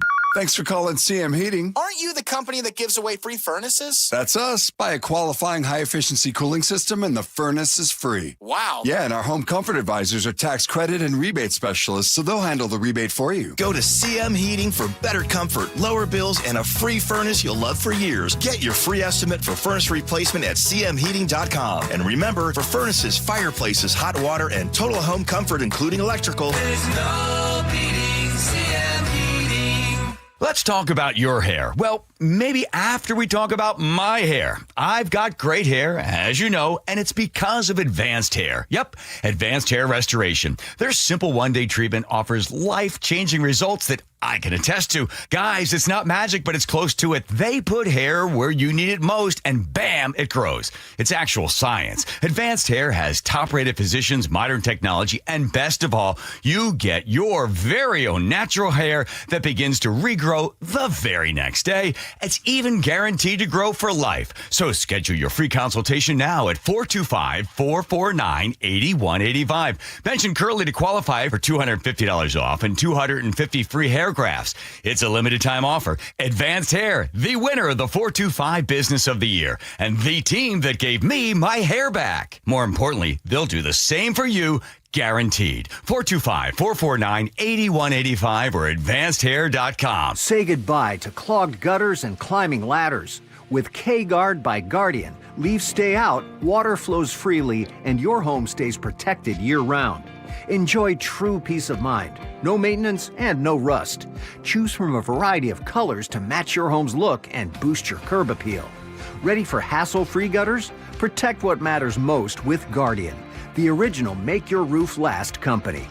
Visit GuardianRoofing.com to learn more. Need life insurance but have diabetes, high blood pressure, or on anxiety meds? If you're a 50-year-old male, even porky, or with type 2 diabetes, $1 million of life insurance may only cost you about $200 a month. For affordable term life insurance, call Term Provider and speak with Big Lou at 800-777-1225. 800-777-1225 or visit biglou.com. Remember, Big Lou's like you. He's on meds too. 800-777-1225. Finding great candidates to hire can be like, well, trying to find a needle in a haystack, but not with ZipRecruiter. Its powerful technology actively finds and invites qualified candidates to apply to your job. So while other companies might deliver a lot of hay, ZipRecruiter finds you the needle in the haystack. See why 4 out of 5 employers who post a job on ZipRecruiter get a quality candidate within the first day. Try ZipRecruiter for free at ZipRecruiter.com/free. That's ZipRecruiter.com/free. ZipRecruiter. Ready to get rid of that old car? Donate it today at carsforkids.org. Your car can be picked up as soon as tomorrow. Call 1-877-CARS4KIDS to donate your car today. That's Cars with a K. This is Chris Davis with the Davis Law Group. Every year we see a spike in serious accidents involving motor vehicles, bicycles, and pedestrians occurring in the few days after daylight saving time. If you are injured in an accident, protect your legal rights with an experienced team of lawyers who know how to get results. Call Davis Law Group at 206-888-8888 to request a free legal consultation or get my free book on car accident law at WashingtonAccidentBooks.com. KIRO News Radio 97.3 FM Northwest News. Now, the latest from KIRO News Radio and MyNorthwest.com. Good morning, I'm Jillian Raftery. Iran's new supreme leader is the son of the late Ayatollah Khamenei. He had long been considered a contender even before an Israeli strike killed his father at the start of the war, and despite never being elected or appointed to a government position. Here's CBS News' Courtney Keeley with more. He was 10 years old when the 1979 revolution happened, and he was 20 years old when his father came to power. Throughout most of his adult life, he's worked through his father's office. So he's familiar with the way the supreme leader ran things. And he's also familiar with all the money that is attached to the supreme leader, the Khamenei family, as well as many religious foundations and in shell companies. The bombing continues with the U.S. and Israel striking Iran, including oil facilities. And average Washington gas prices ticked up 14 cents over the weekend. KIRO 7 TV's Ranji Sinha reports from Fife. We have several gas stations right here, and you can see disparity in prices. There's a 76 station where the price is $4.31, so relatively cheap. But then right across the street at a Chevron, you're ringing up at about $5.19. So you've got choices out here. Washington State, though, is the second most expensive state to fill up with an average of $4.63. Now, some people are paying nearly $100 to fill up in some areas, depending on the size of your tank. The Strait of Hormuz near Iran is closed, which is impacting global prices. And right now, oil is slightly above $101 a barrel. A scare at Valley Medical Center in Renton. Someone called in a bomb threat yesterday. Here's KIRO 7 TV's Eric Thomas. Authorities say that 911 call came in around 5:30 this evening, reporting a possible bomb at the hospital. Officers responded and secured the area while additional resources were called in to help search the building. But K-9 teams from the Port of Seattle conducted a sweep. No explosives or threats were found, and officials say evacuations were not necessary. Operations have since returned to normal. A movie filmed right here in Washington is up for multiple Oscars this Sunday. Train Dreams stars Joel Edgerton as a logger and railroad worker in the early 1900s Pacific Northwest. Now we're going to check in with your drive, and we're looking pretty good almost anywhere you want to go. South Sound is a speed limit drive all over the map. You get into Seattle, and there's a little bit of a snag heading in and out of downtown where you would expect I-5 northbound. Right by the West Seattle Bridge is showing a slight slowing, and through downtown Seattle. I-5 southbound just through the Ship Canal Bridge area. That's pretty much it. Lake bridges are good. Backups have dissipated on 509, but there is still that First Avenue South Bridge detour, so watch for that. This report brought to you by KIRO News Radio. We are going to have moments of sun breaks and clouds, but a lot of wintry mix floating around, and it is highly dependent on where you are and what elevation you are at, whether you will see rain or sleet or snow. Same goes for tomorrow, and it gets back to pure rain by Wednesday. It's a high of 46 degrees today, and we're at 40 right now in downtown Seattle. I'm Jillian Raftery for KIRO News Radio. Your best source for local news. You're listening to KIRO News Radio, Northwest News. It is the Gee Ursula Show. Good morning to you. Thank you for being here with us. It looks like that sun is peaking, but you ain't speaking out there. Again, appreciate you guys hanging out with the show. Before I throw the Paul here in a second, Angela Poe Russell sent me a text message. A few folks sent me text messages. I see some of your texts on here. You guys said I was harsh about K9? I started off what did I say? I said respectfully. And once you say respectfully, anything after that should be looked at like, imagine a pillow, like a pillow fight, like a soft touch. I'm happy for Kenneth Walker III. If you haven't heard the news, by the way, looks like he's going to be signing with the Kansas City Chiefs. Looks like it's going to be a 3-year, $45 million deal. It doesn't become official until Wednesday, 1 p.m., but he owes Seattle nothing. He helped the Seahawks get a Super Bowl. Thank you. I said thank you. And all I said was respectfully is I think that his best years as a running back will be with Seattle. Paul, do I sound bitter? No. How much? And I don't think you were. I think it was a pretty grounded take there. I guess I'm a little biased though because I've heard your K. We've talked K9 moving on a few times now with the reset and everything like that. And I think you've said you said thank you. Say go get your money. I think that's it. Yeah. Thank you. Yeah. It would be like in a regular relationship. By the way, sports and life is the same to me. In a relationship, somebody breaks up with you. Hey, good luck to you. I'm just reminding you that probably your best years were probably going to be with me. Mm-hmm.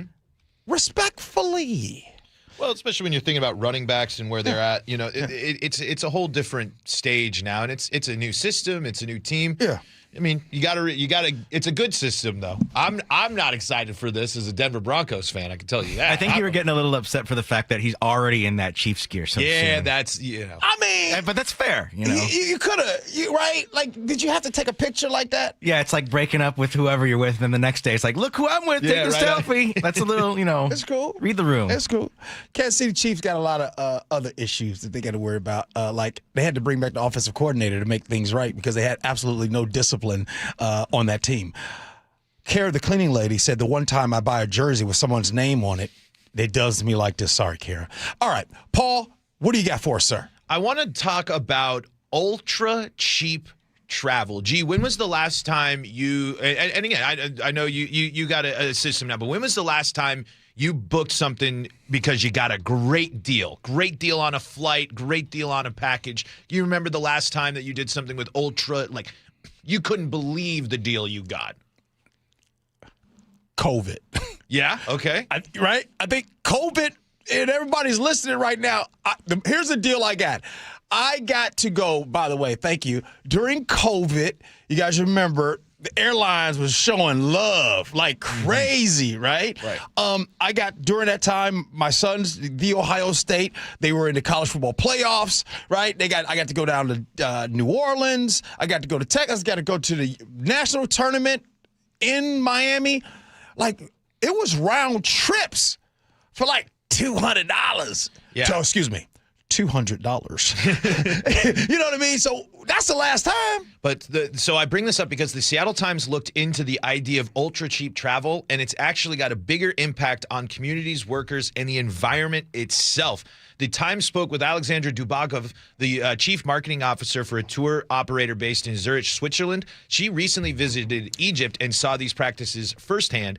Cheap prices equal cheap lives, she explains. In hotels and restaurants and tourist traps, everyone I encountered seemed exhausted and beleaguered, but the moment they made eye contact with the foreigner, their transformation was instantaneous. The smiles flipped on and off like light switches. So basically, the idea of this story is when you see that the story starts with a flight for $67 round trip to Austin to Denver. Yeah. But then the flight's overbooked. And that means the staffer who's also overworked has to figure out all that stuff. So when you see these ultra cheap things, it might not be worth it because of the trickle down effects of all these things. And for me, don't you think when there's a deal, do you always think of a catch? Like you might not think of these things, but you get $67 round trip.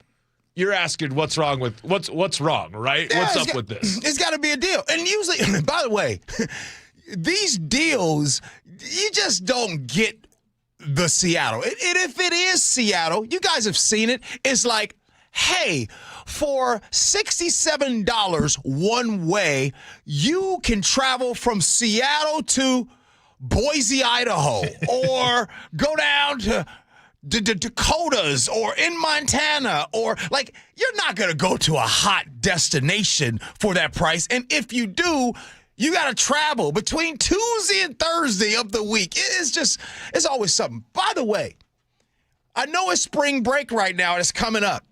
Have you guys listening right now, have you looked at flights lately? Anybody try to go down to Arizona these days? Maybe you want to go watch spring training. These flights are outrageous. Yeah, it's... And I'm assuming spring break and a little bit of gas. Like, I got to go to San Francisco at the end of the month to work, and I'm like, huh? Don't forget about a partial government shutdown impacting TSA workers as well. That's happening right now. So, again, right now, everything's expensive. And we're not even going to talk about, maybe we'll talk about gas later on, but everything is expensive. When's the last time you got a good deal on travel? A long time. I that's been the hardest part about living out here. Unfortunately for me, when I'm flying, and I think you can relate to this, G. Yeah. I'm covering most of the country. I'm often going coast to coast, going up to the East Coast, down to Florida. Denver is probably the closest flight. Yeah. But I brought this story up because I wanted. Do you have any budget trips gone wrong? I mean, I remember traveling in college. Me and some friends, 6 of us in a hotel room. I'm sleeping on a hotel room. God knows what's going on there. Yeah. Do you have any like times where you and some friends were like, we got to go? You were telling me about Sasquatch before. Did you ever cram into a tent to save some money at Sasquatch? Do you have any ultra cheap travel stories? Yeah. Jumped in a car and we had a good deal on a resort, a J&M Marriott down in Palm Springs, but couldn't afford to really fly there. So we jumped in a minivan and drove to Palm Springs. That's about the done of it. Hey, I was just saying, for my when I was proposing to my wife, we flew to Colorado and I stayed at a place. The whole idea was I was going to surprise her with our friends who were staying there after I proposed. And we got to the hotel we agreed to stay on, and we got a deal. Nightmare. I mean, every red flag that you could have. Stains on the sheets, no covers. Oh gosh, trash. Yeah. Oh, if it's too good to be true, then it is. Hey, throughout the day, next couple days, we're gonna get a lot of information. There's another Seahawk. It looks like they're gonna be heading somewhere. Safety Kobe Bryant. Looks like he's making a splash. Looks like $40 million is on the table. Looks like a 3-year, $40 million. Guess where he's going? Chicago Bears. They're gonna. I mean, I know you've been down on the Bears, but they're interesting. Oh, no. I'm not down on the Bears at all. I mean, we saw what the Bears were. As a matter of fact, what we saw out of the Bears towards the end of last season makes me be like, they've had one good season so far. I'm still hesitant on the Bears. That's because you're just thinking about that other team in that division. Yeah. The team up north on that side. Yeah. All right, so looks like that's 2. But don't you worry. Remember, John Schneider has done this before. I'd argue that he's going to be better at it this time than he was the last. What is the last? What am I referring to? After the Legion of Boom. You can't keep everybody. You can't pay everybody. It's okay. Let me just say this respectfully. these players, what makes players go get the money is when your team wins. When you win, you are worth more money. Kobe Bryant, 1, worth money. Kenneth Walker III, 1, worth money. There it is. It's cool. Don't worry. The Seattle Seahawks are the Super Bowl champions. They're the reigning champs. It's fine. All right. Scenarios next. Gee Ursula.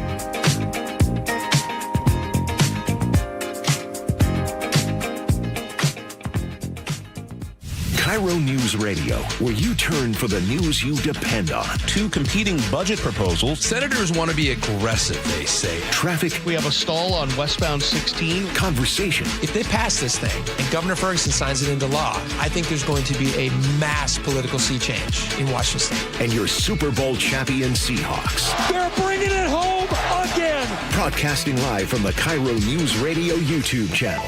KIRO News Radio 97.3 FM. You know the one question that guys hate to have asked of them by their wives, Nick? I can take a good guess. I know you know 100 of them. This is the worst one. Do these jeans make my butt look big? Whoa. Can't answer that one, right? What I've noticed is whenever you ask me questions like that, I just simply say, oh, I don't know. What did the doctors at Longevity Medical Clinic say? Well, the doctors at Longevity Medical Clinic would tell me that my butt looks great in those jeans now that my hormones are balanced.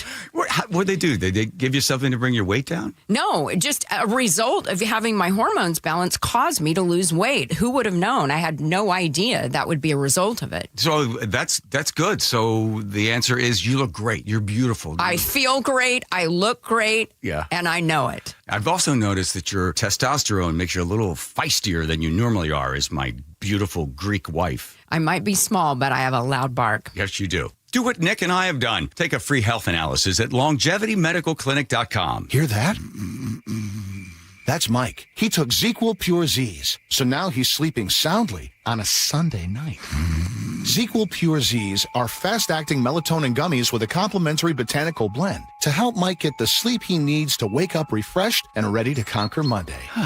Let's do this Monday. ZQL Pure Z's, just for sleep. Really great sleep. These statements have not been evaluated by the Food and Drug Administration. These products are not intended to diagnose, treat, cure, or prevent any disease. Use as directed.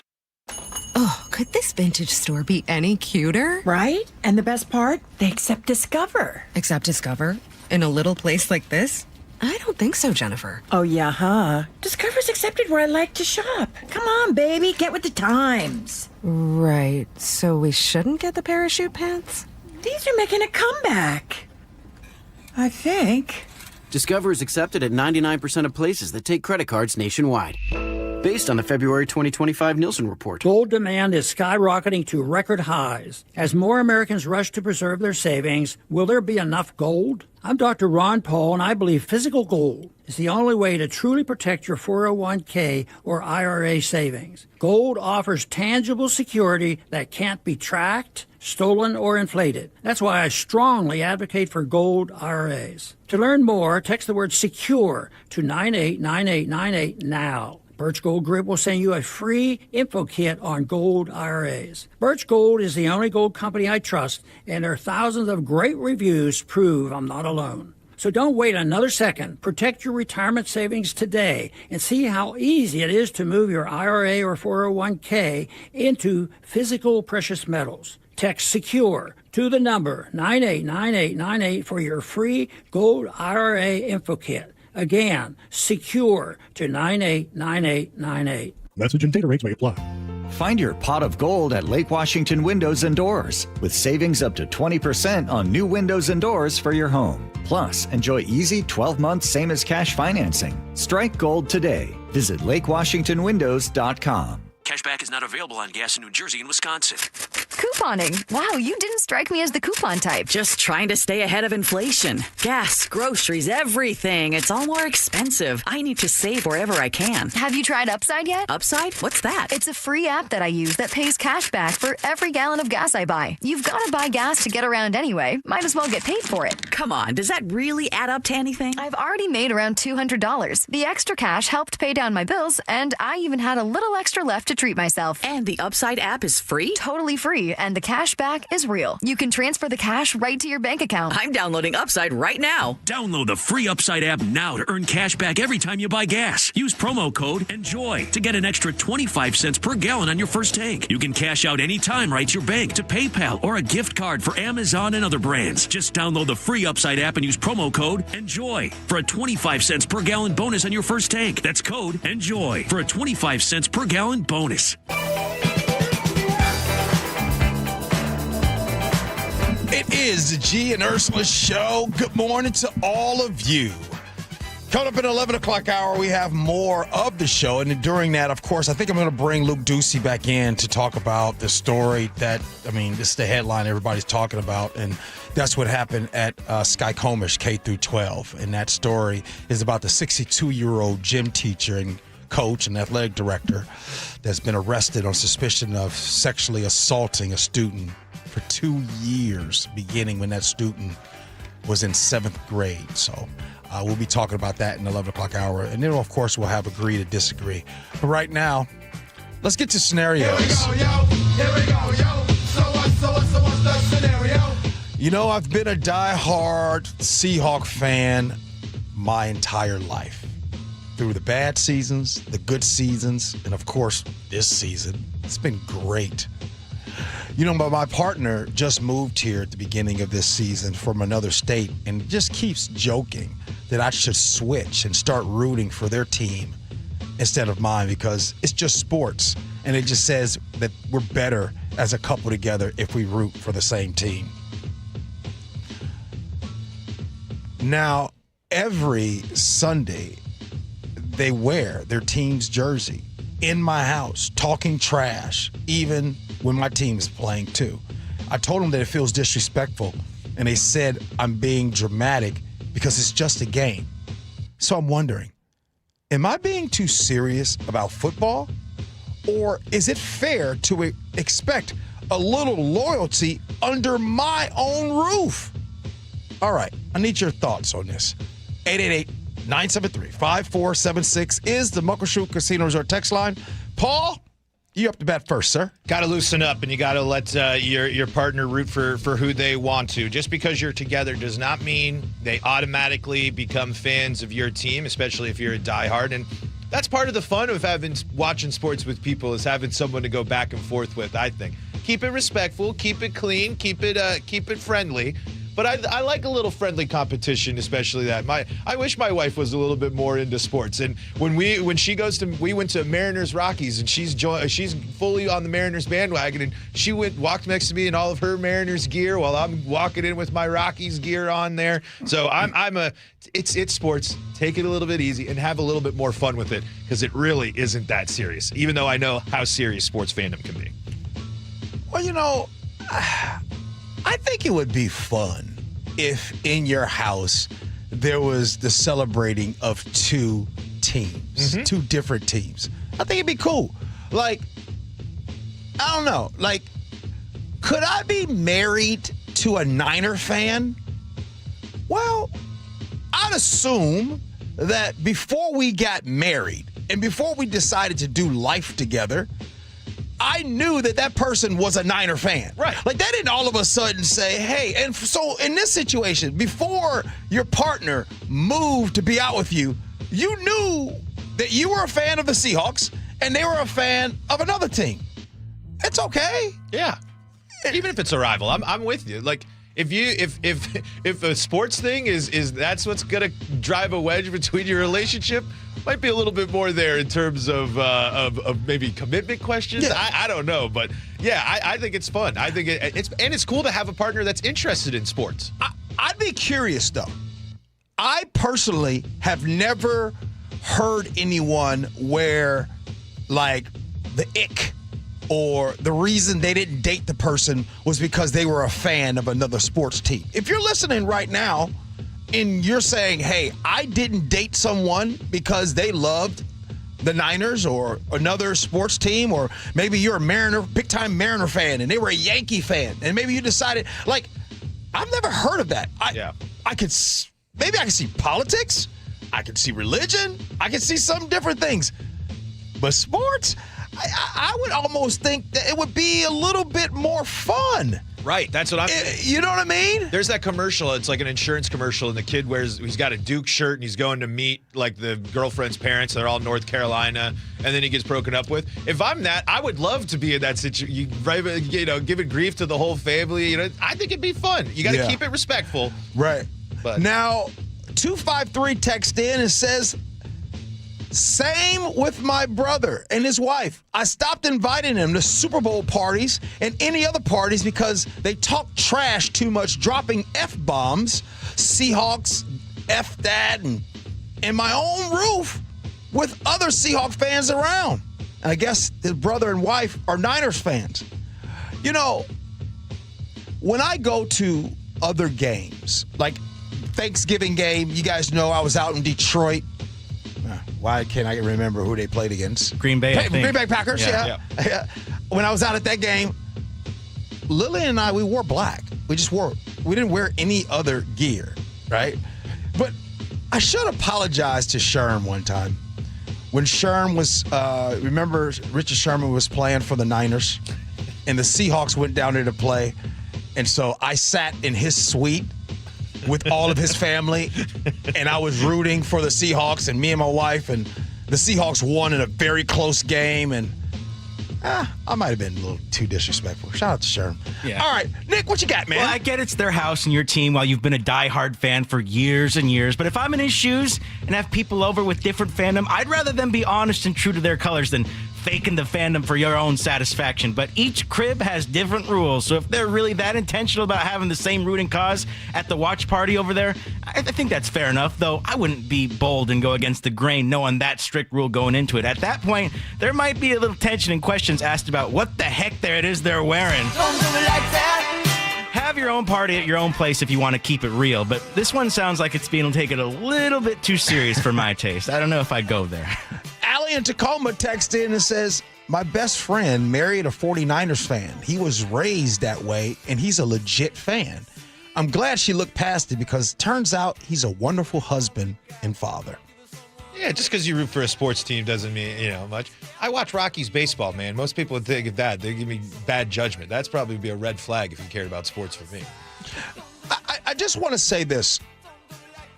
No disrespect, and I want to say this respectfully. With all due respect.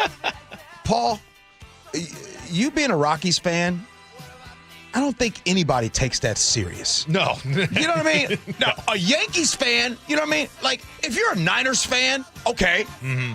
If you're like a Arizona Cardinals fan in football, nobody takes you serious, bro. Yeah. Sit down now. Because they've been in the basement for so long. Yep. You got to win to be relevant. You ever met a Rams fan? St. Louis or L.A.? Exactly. Hey, coming up next, more to Gee Ursula Show. Give someone else a try, and you know you're gonna watch your step, or you're gonna get hurt yourself. Someone's gonna tell you lies, cut you down to size. Don't do me like that. Don't do me like that. Thanks for calling CM Heating. Aren't you the company that gives away free furnaces? That's us. Buy a qualifying high-efficiency cooling system, and the furnace is free. Wow. Yeah, and our home comfort advisors are tax credit and rebate specialists, so they'll handle the rebate for you. Go to CM Heating for better comfort, lower bills, and a free furnace you'll love for years. Get your free estimate for furnace replacement at cmheating.com. And remember, for furnaces, fireplaces, hot water, and total home comfort, including electrical, There's no beating CM Heating.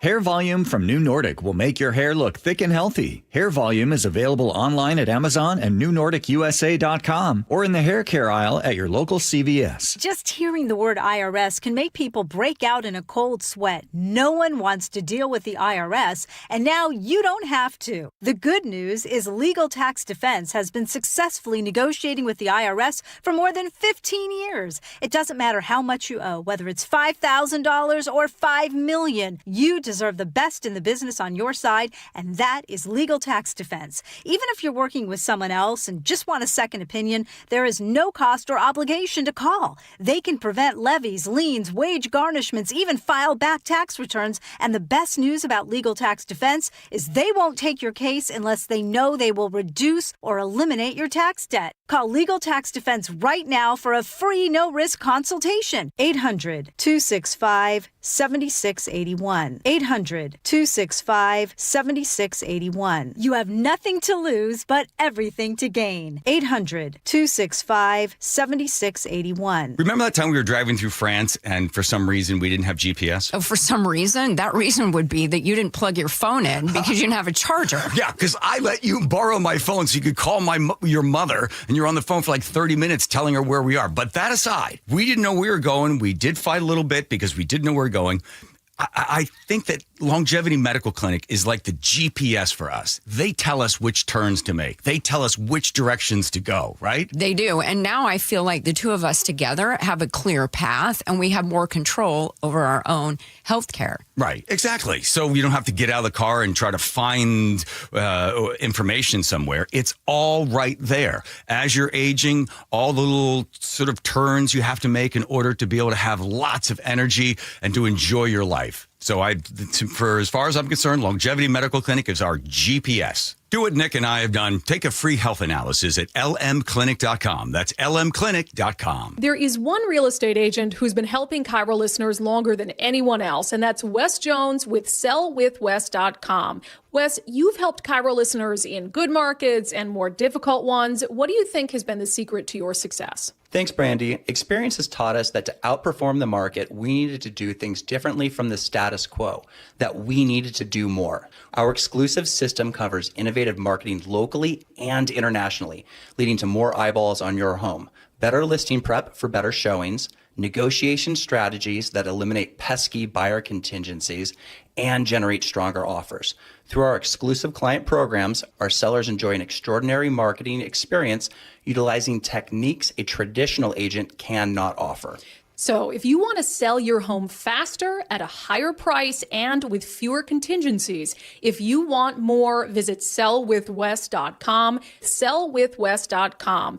A better way to sell your home. Your best source for local news. KIRO Newsradio. KIRO FM and HD1. Tacoma, Seattle. Northwest News.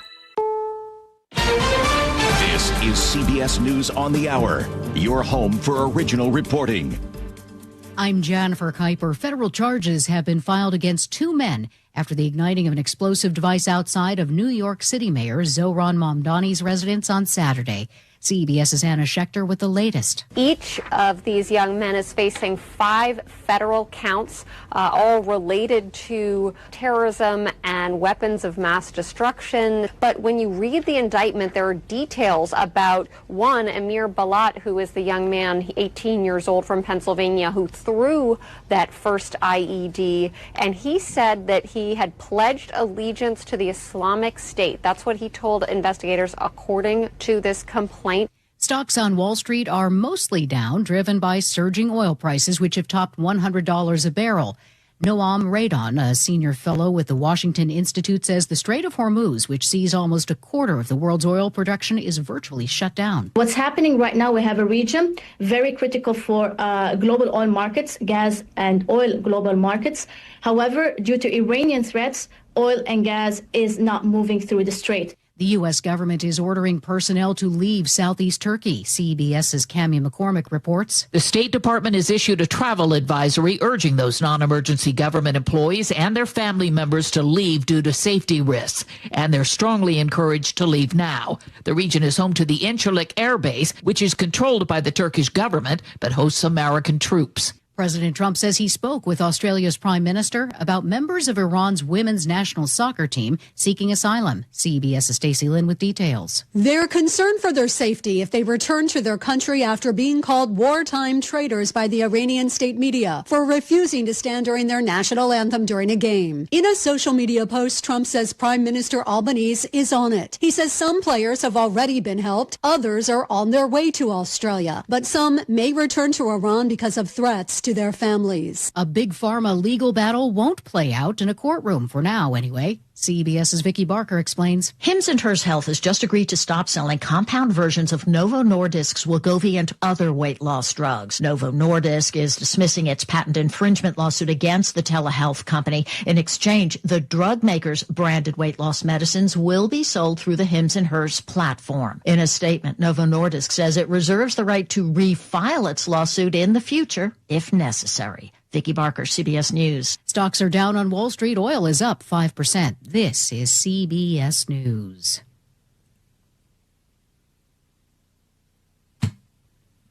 I want to know what's going on in the world. I'm Tony. There are big questions that all of us are asking. I want to get you the answers. How are you? I'm Tony DeCopel. Join me on the CBS Evening News. Big Seahawks news. We'll tell you that in just a moment. But first, KIRO Newsradio real-time traffic, and we're looking pretty good. Very light for your noonday, even for a regular weekday. Where speed limit drive in the South Sound all the way until you get up to Seattle. You hit a very slight bit of slowing just before I-90 getting into downtown, and then right through the Ship Canal area. There's a little slowing again, but then it's a speed limit drive all the way up to Everett. The lake bridges are clear. 405 is clear. Our last collision cleared that was on the ramp from Ravenna to southbound I-5. And so we're looking pretty good. This report brought to you by Seattle RV Show. Don't miss the Seattle RV Show, March 12th through 15th at Lumen Field Event Center. Shop over 400 new models for every budget and lifestyle. Get tickets at seattlervshow.com. KIRO News Radio 97.3 FM Northwest News. Now, the latest from KIRO News Radio and mynorthwest.com. A 62-year-old gym teacher in Skykomish is accused of sexually assaulting a middle school student for 2 years. Court documents say multiple staff members raised concerns. However, the district claims they had no advance notice that the employee was under investigation until the day of his arrest on Friday. KIRO News Radio's Luke Ducey will be on the Gee and Ursula Show right after this. Stick around for more. Kenneth Walker III's time with the Seattle Seahawks has come to an end. The Super Bowl MVP running back is signing with the Kansas City Chiefs. He confirmed the news online, and Brock Heward with our sister station, 710 Seattle Sports, had this message for Walker. When this team needed you the most, this organization needed you the most, you were at your very best. Walker is now set to become just the fourth player in NFL history to win Super Bowl MVP and then begin the following season with a different team. Rainier Beach High School basketball is celebrating a state championship win. That makes 2 years in a row for the boys team. The squad from South Seattle dominated Tacoma's Lincoln High School 75-53. That makes 11 titles total for Rainier Beach since 1988.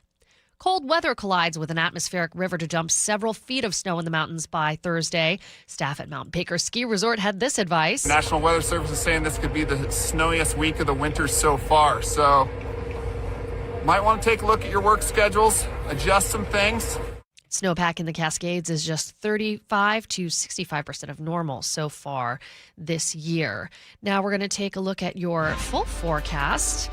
And we have, it depends on where you are and what time it is, sunshine and clouds mixed in with rain showers and a rain-snow mix early in the day. But I think it's going to be much drier as you get through the day. And then a wintry mix tomorrow to start the day as well. But it gets back to rain by Wednesday and Thursday. It's 40 degrees right now in downtown Seattle. I'm Jillian Raftery with KIRO News Radio. Your best source for local news, serving Western Washington and the world with the KIRO News Radio app. Always streaming live on your smart speakers. You're listening to KIRO News Radio, Northwest News. This is the Gee and Ursula Show with G. Scott and Ursula Reutin. Good morning, everybody. It is the Gee and Ursula Show. Grateful that you're hanging out with us today. Means the world. I'm by myself all week this week. That's right. Ursula will be back next week. So I got Nick here, of course. Always good to have Nick. And then, of course, we got Paul here as well. Want to give a shout out to, I heard that our good friend Lori, who does traffic here from time to time, she says her little nephew, Wesley, 11 years old, is a G. Scott fan. And I'll tell you, whenever I can find out that someone actually likes to listen to the show, I got love. So Wesley, I hope you are doing amazing out there, young man, and continue to be great. The future is bright for you. Lori says great things about you, Wesley. All right, right now, let's get to it. top stories at 11. On the Gee and Ursula Show. We continue to follow the top story, a tragic story. A 62-year-old gym teacher and coach at Skycomish K-12 school has been arrested on suspicion of sexually assaulting a student for 2 years, allegedly beginning when the victim was in 7th grade. KIRO Newsradio's Luke Ducey joins us again to break it down. Luke, good morning, sir. Hey, good morning, and good morning, everyone. Yeah, let's start here, and then let's dive into some information that we've got multiple people in the newsroom working on this, because we've got a lot of questions, and I know our listeners do too, about what is going on here, and we are asking those questions. Jillian Raftery has really done a solid job uncovering a lot of information for us as well. She's been working on this in the newsroom at the same time as I have been. So this is a small school. It's about 52 students and 9 teachers. According to King County deputies, multiple staff members, including a secretary at the school and a counselor at the school, and also students, though, expressed concerns about a relationship between the suspect and the victim in this case. Instead of separating the teacher and student, the principal, according to court documents of the school, went to the suspect and said, "You can no longer be in the same room alone with this victim." And the documents say, instead of separating the teacher and student, or introducing like another permanently, number one, or putting another adult in the room with the two of them. Apparently, according to deputies, they put another student in the room with the victim and the suspect, and the allegations continued from there. Now, under state law, because this is one of the things that we've been looking into, professional school personnel, including administrators, teachers, counselors, nurses, athletic department employees, and others, they're mandated reporters, meaning they are legally required to report suspected child abuse or neglect to Child Protective Services, or, to sheriff's deputies, to police, dialing 911. That qualifies as well, of course. Failure to report suspected abuse can carry criminal liability. Now, it's unclear what specifically in this case, and these are some of the questions we have, that staff, including that secretary and a counselor, according to deputies, and students who expressed concern, according to deputies, knew about the exact nature of this relationship between the suspect and victim. Jillian looked up and found the Skycomish School District's staff handbook from the 2019-2020 school year. We're trying to figure out if there has been an updated version. But anyways, during this year at least, let's just give you a snapshot of what it said under a section titled Child Abuse and Neglect Prevention. And that is in the staff handbook that staff, any conditions or information that create a reasonable suspicion of abuse or neglect should be reported. Legal authorities have the responsibility for investigating each case and taking appropriate action and circumstance under different circumstances. And then it says this in the staff handbook. At the Skycomish School District, any school personnel having reasonable cause to suspect neglect or abuse shall make a verbal report to the superintendent. So verbal, not written in this case. However, it says the staff member who has the suspicion or to whom the abuse is reported has the responsibility to make the report to CPS. And I also believe that calling police also qualifies there as well. So again, some pretty, I'll just say, damning allegations here, according to King County Sheriff's deputies. And we're trying to piece a lot of this together. And by doing that now, I mean, what we're kind of left to do until we see like a charging document per se and get more details. And we think that'll come out on Wednesday. And that's why we're not naming the suspect, because he hasn't been charged yet. But we're having to read through and between the lines where like this, staff handbook, for instance, and who qualifies, who doesn't, what's happened here, what's the context of the report and the allegations, and then trying to form our questions along those lines. We've got a lot of them, and we're asking those questions and we're trying to get answers. But, sometimes they're slow coming because the investigation is still underway. But prosecutors have at least until Wednesday to decide whether they're going to bring charges and what specific charges, if they do bring them, what those will be. Luke, before you go, thank you and Jillian for all of the hard work you guys are doing out there in the newsroom. Before you go, how would this alleged coach communicate? How would he communicate was it through text messages? How did that work? Yes, I believe there were communications on social media according to these documents, but also by email, using the school district's email. What? His own alias. Yeah, that's according to King County deputies. And within at least they were asking someone. I'll just put it this way: they were asking someone about it. I won't name who, and a lot of the names are redacted in the report. In the report as well. But the person was about to close their laptop, and they said, "No, keep that open." And they snapped photos, according to deputies, of a lot of those communications.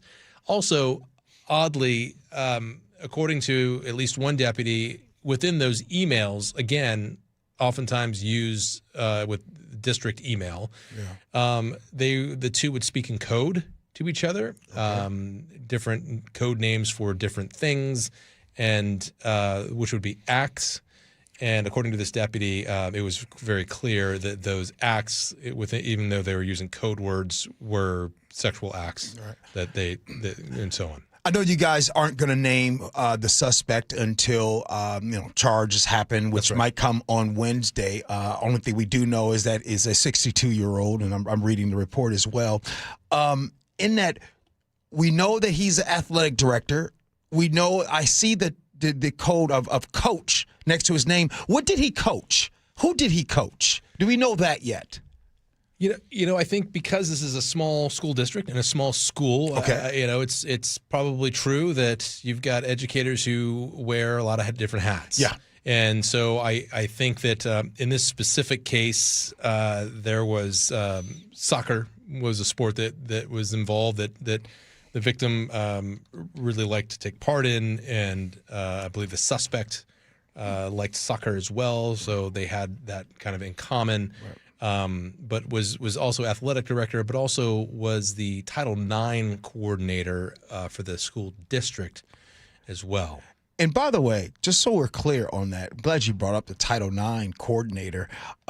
Just so we're clear, schools must have a Title IX coordinator. This is someone who adopts grievance procedures for handling complaints and offers protections against retaliation. And this is the Title IX coordinator for the school. Facing some serious allegations now, within that title. Is that ironic? I mean, it's just, I think some people would use some other words for that, quite frankly. Yeah. It's, wow, explosive is one word to talk about this, but certainly there are going to be a lot of answers that we're going to get from this. And this is an ongoing investigation, and it's an ongoing report on our part two developing story. Luke Ducey, thank you for your time. We appreciate all your hard work. Yeah, absolutely. Thank you as well. And again, developing story, and you check it out on mynorthwest.com. I'm going to have a story up pretty soon, and we're going to keep covering this story throughout the week as well. Thank you, Luke. Hey, before we move on, this topic is heartbreaking, but I don't want to just keep using heartbreaking, because I think when you listen to Luke describe and explain this and set it up, you know it's heartbreaking, you know it's disgusting, and whatever other adjective you want to use. But before I leave off of this, I just have a recommendation. I think that all of us, we need to make sure that we're having these conversations early and keep them ongoing. We can't wait for a crisis. We need to make it normal conversations between two-way relationships between we parents and our children.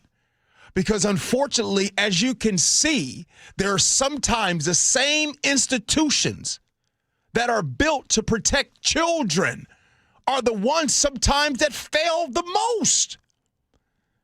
We need to talk about and teach the difference between secrets and surprises. A surprise at school might be a temporary birthday gift, but a secret that an adult tells a child to keep from their parents? No. There are no secrets. No adult should have secrets with children. Let me say that clear again. No adults should ask a child to keep secrets. And so this discussion, we need to rehab it, not a one-time discussion, an ongoing, a continuous conversations. Things that kids should know. because we can't expect for some of the same institutions that's supposed to protect to be there to do just that. This was someone that was a coach. This was somebody that was supposed to be trusted, and straight abuse of power. We need to make sure we create a no trouble rule for these kids. I'm not saying I'm an expert, but I have to say these things just to recommit and remind all of us that we should just have that conversation, and it doesn't need to be a lecture. Just a conversation is freely to make sure that our children aren't in harm's way, that our children aren't being harmed by the very place that's supposed to protect us. As we move on right now, it's a hard segue to do, by the way. It's not very easy. There's a developer right now that wants to turn a historic downtown Seattle office building into apartments. This according to the Seattle Times. The Seattle Times reports that the 10-story Leggett building was and has sat empty since last March after a foreclosure. Jen Paskaya, founder of Seattle-based Current Development, wants to change that and see the building come back to life. Preliminary proposals have been submitted to turn the building into 93 apartment units. According to the Seattle Times, since 2020, developers have submitted at least 7 office to residential project proposals to the city of Seattle, according to the Seattle Department of Construction and Inspection, but many of those projects have fallen through. None of them are complete. They talk about how these are hard projects to happen for sure. I don't know why it's hard. It makes way too much sense to take some of these vacant, empty spots and turn them into an opportunity for people to live. And by the way, it shouldn't be hard for Seattle, because right now Seattle got a Bellevue problem. Everybody closing up shop, moving. A lot of times they move over to Bellevue. So why not? Why not have a situation where some of these empty spots can go for living? Let's do that. That's probably the biggest problem that we do have here in the state of Washington is inventory. We've had an inventory problem since the Great Recession back in 2008. The state of Washington and other places has not been on pace to develop more inventory here. The bureaucracy centered around the slow moving of the permits, the who knows who, those type of things. Come on. Inventory is one of the biggest problems that we have. Hey, you builders out there, developers out there, how hard is it for you to get some of these permits? Anybody want to do something in your backyard? How long does it take for you to get that permit? I don't know, just a lot of red tape that's centered around this discussion. And I think this is an opportunity that you can do really cool, creative, unique things with these legendary buildings, these old things that why not make these interesting communities where you can have communal spaces on the bottom, the living at the top, kind of turn these office buildings not only into apartments, but centers for the people that live there, the communities, put resources and things there at the bottom. I think when you have some of these buildings, and this is wishful thinking. I know I'm not a builder, I'm not an engineer, but I just think that I'm always interested by hearing these stories because I think this is this seems like the obvious next evolution of housing where you can make these cool, creative places. I can't remember. My wife was telling me about a high school that was turned into housing, but it's built a whole community around it because not only did they put the apartments and things in there, but they also have other services, community places for people to gather. I think these big buildings in the heart of the city could become community hubs, for lack of a better word. Yeah, you know what I'm starting to learn? I don't know why it's taken me this long in life. Maybe you've heard it before. Common sense. Yeah. It's not so common as we think. I do got time to sneak in one story. Somebody said, Gee, can you bring in some good news? Look, I would love to talk about good news all day. Y'all know me. You know how I am. I want to talk about good news all the time, but I got to give you the news and give it to you straight.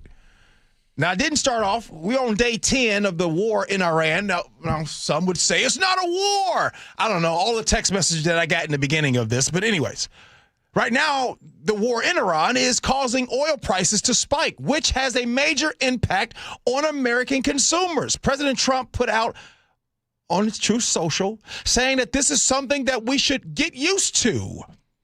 CBS News' Nicole Killian reports from Florida. The Secretary of Energy says in terms of these rising energy prices that he expects this could be weeks, not months. Now, important to note that Senate Minority Leader Chuck Schumer is also calling on the president to tap into the Strategic Petroleum Reserve to try to help lower prices in the interim. But that is something that both the secretary and the president haven't necessarily put on the table. Now, look, when I hear and see the news right now, they say that right now it's $100, over $100 a barrel right now for it. So I know the gas is going to be going up. As a matter of fact, average gas prices ticked up 14 cents over the weekend.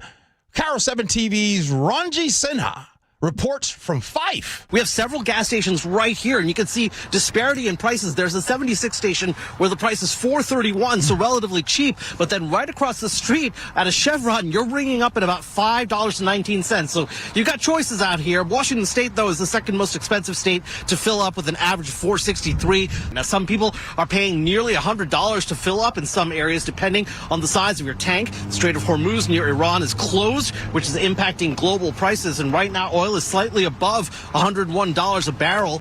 I've never paid over $5 a gallon. And I told y'all last week, I'm going to tell you again. Once I see that thing go to $5 a gallon, I'm going to be talking about it all day. So, Gee, don't talk about negative news. I'm going to talk about that. I paid $4.60. I paid the $4.50s and all that. But I have never physically paid. Now, I've seen it. I saw it in California, but I never paid it. If you're listening right now, have you ever paid yourself $5 a gallon? Paul, have you ever paid $5 a gallon before? No. I've never done it. Nick, you ever done it? Close to it. I think there was a few times where gas prices spiked up around here, but never reached 5. No, 5. Like, No.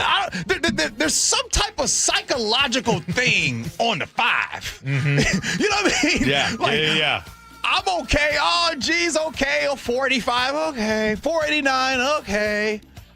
5? That 10-cent difference, too much. That's crossing the line. You know what I mean?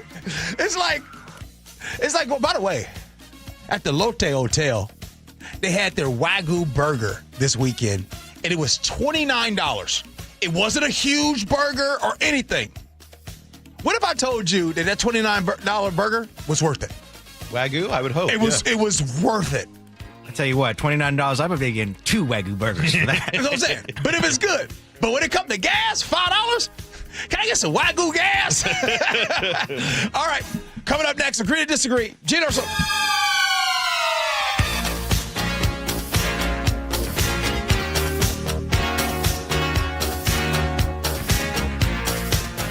This hour is brought to you by DUI Heroes.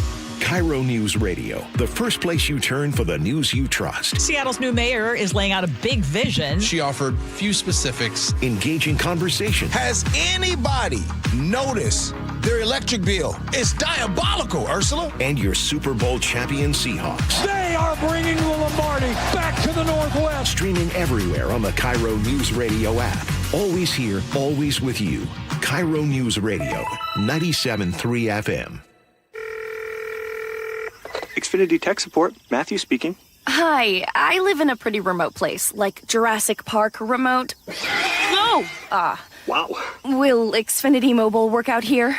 Yep, the combination of reliable Wi-Fi and 5G makes it so that you can stay connected in all kinds of places. Plus, you get access to ultra-fast speeds and coverage, whether you're poolside or out live streaming with a T-Rex. Hold still, you're about to go viral.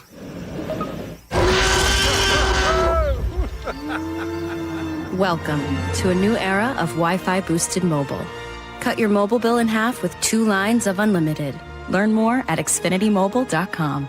Xfinity, imagine that. Watch Jurassic Park with Xfinity. Restrictions apply. Xfinity Internet required. Savings comparison based on promotional rate for 2 lines of Xfinity Mobile Unlimited versus 2 lines of T-Mobile Experience More, Verizon Unlimited Plus, and AT&T Starter as of February 10th, 2026. Taxes, fees, extra.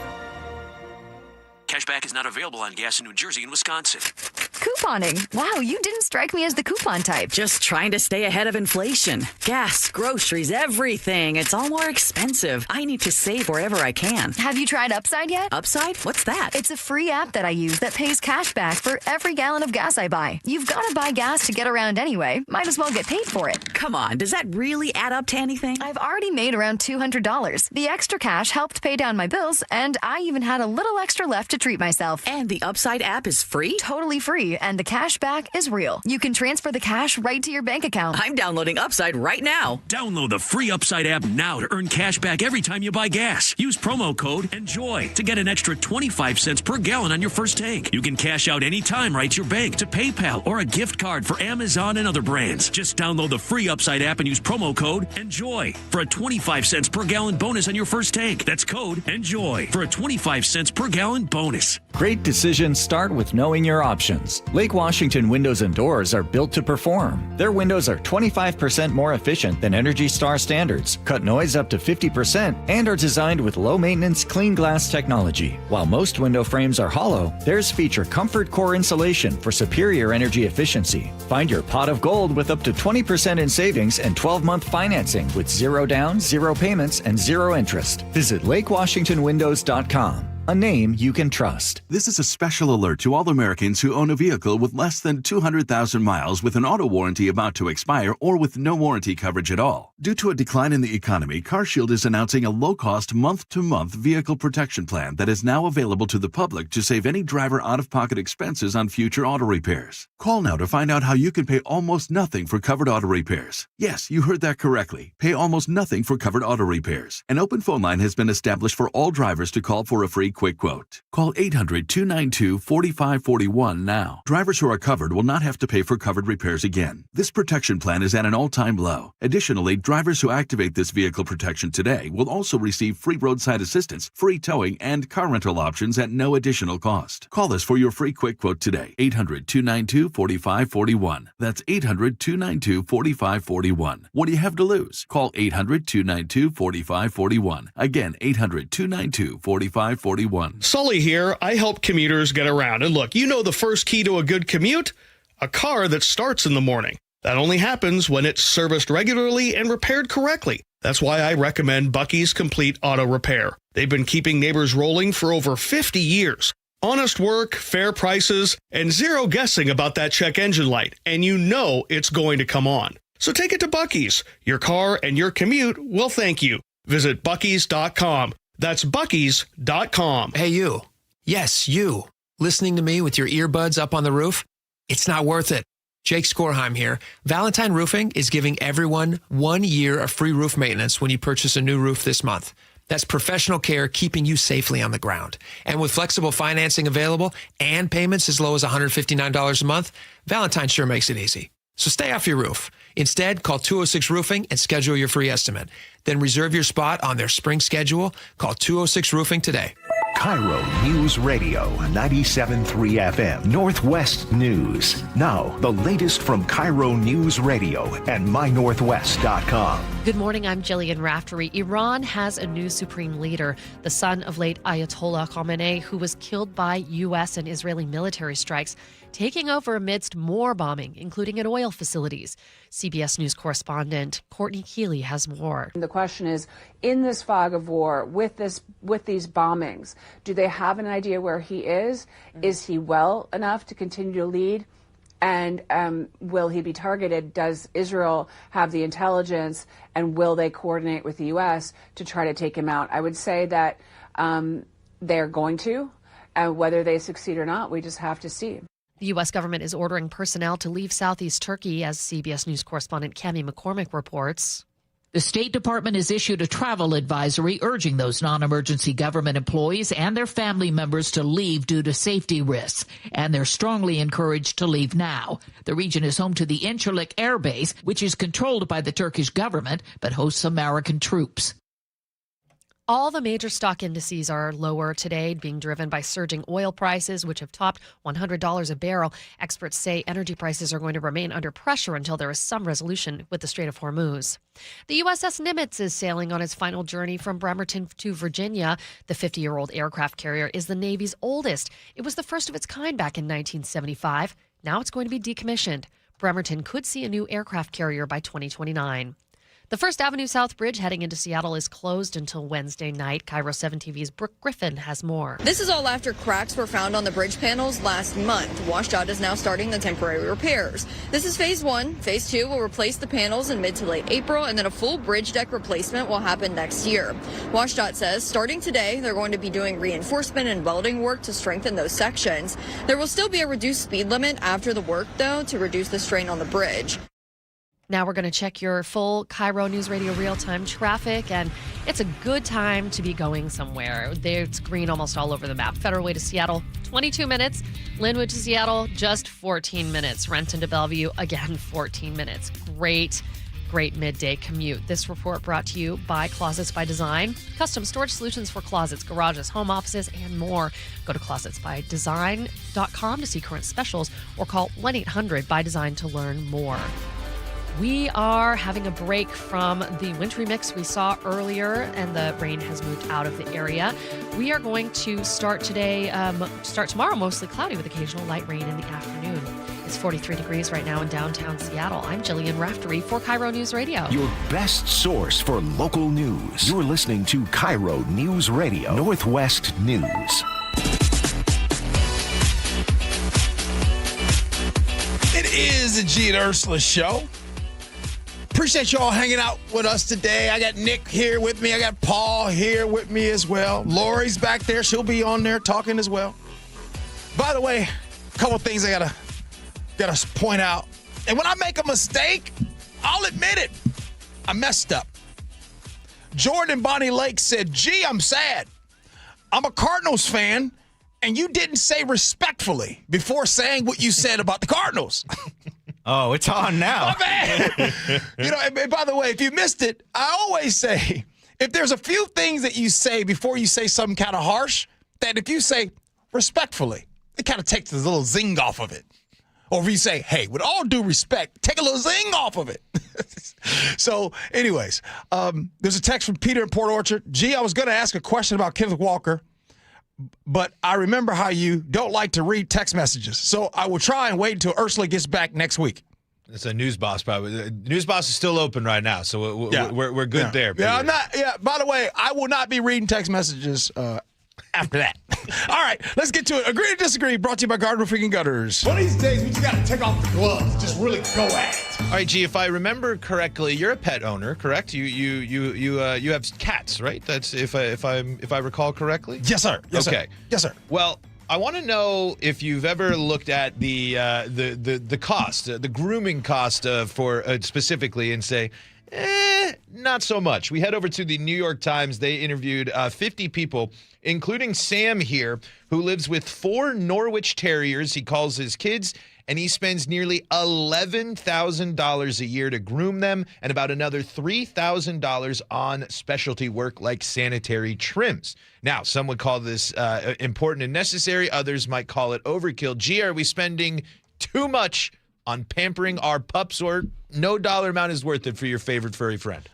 I mean, look, I think for our animals, and I think you all can agree with this, as we get older and our responsibilities are less with children, we then can pay more attention to our animals and or furry friends, cats, dogs, however. I would say that my cats live a really, really good life. That's because we don't have any little kids at home. That's the only reason. So I'm not hating on anyone that goes out there and gets nice trim and all that stuff and have appointments once a month. And if you could do that, awesome. Because I'd argue that our animals don't get enough credit for what they bring to us on a daily basis. Daily basis. Yeah. Like, the least you can do is get them trimmed. Yeah. Like, the unconditional love that you get from your dog or your cat when you have a hard day at work and you come home and somebody has the audacity to judge you because you went and got little Peter trimmed. Now, if you don't have the money to go get it trimmed, and you find yourself trying to trim yourself. I mean, not trim yourself. I mean, trim the dog yourself or the cat yourself. Then that's awesome too. So again, I'm all for it if you can do it. I know my wife takes little Frankie and they go and get all the because, in all fairness, Frankie, because she's a Scottish fold and her hair grows like crazy. Yeah. And what happens is if the hair can grow and can grow back into the skin. Yeah. So she's got to, protect. Yeah, that was one of the things mentioned in the piece there. These were a lot of this was a specific type of grooming that doesn't actually happen a lot. I thought this was interesting on this, though, here. This was from the New York Times. Businesses and investors are paying attention, and the pet grooming industry is expected to reach $19.5 billion this year. And get this, G, 2036, so 10 years from now, $46.7 billion industry, the pet grooming industry. I just can't. It's hard to wrap my mind around billions of dollars for just pet grooming. I mean, yeah. I mean, I get it. Hey, before I got some more news, but I apologize. It's NFL free agency. I would think you would know. I'm only going to give you the stuff that I think you need to know. It's Seahawks stuff usually, or if there's a signing by the Niners, the San Francisco 49ers, they just signed 6-time Pro Bowl wide receiver Mike Evans to a 3-year deal. I don't know, Niners. You might have overpaid right there. I don't know what you paid right there, and I don't know that Mike Evans, but I just don't necessarily think that makes you better considering you had a woo with Brandon Ayuk. But again, 6-time Pro Bowler Mike Evans from the Tampa Bay Buccaneers is going to be signing a 3-year deal with the Niners. What's next, Paul? Wow. It's actually going to be interesting. I like Mike Evans, a good wide receiver. But we're going to stay in the world of sports here, G. Okay. I don't know about you, but I spent this weekend glued to the TV for the World Baseball Classic. This is the international competition going on for baseball. A lot of your favorite Mariners are out there doing big things. Julio, I believe, went yard at beginning of the weekend. Julio! And the Dodgers had a player that made some headlines here, not named Shohei Ohtani for doing great things, but Kike Hernandez, who's been with the Dodgers for a long time, multiple Worlds. I'm tired of the Dodgers. Yeah, I'm tired of the Dodgers too. But he had this to say. He would rather win the World Baseball Classic than win the World Series. So, G, for you, would you rather win for your pro team or your country? Do you care about club competition or international competition more if you're an athlete? Because mind you, the World Baseball Classic is like just now turning 20 years old. It's a very relatively new international competition created since it wasn't in the Olympics. And Kike Hernandez is a World Series champion, been with the Dodgers a long time, so has been in that at the highest of levels multiple times. And to say that, I thought that was pretty surprising.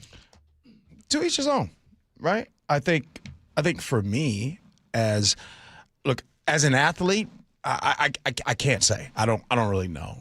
I would think that I would want a championship for my city first that I'm playing in, and then ultimately, the gold medal. Which one do I think people will remember me for? So let me be selfish for a second.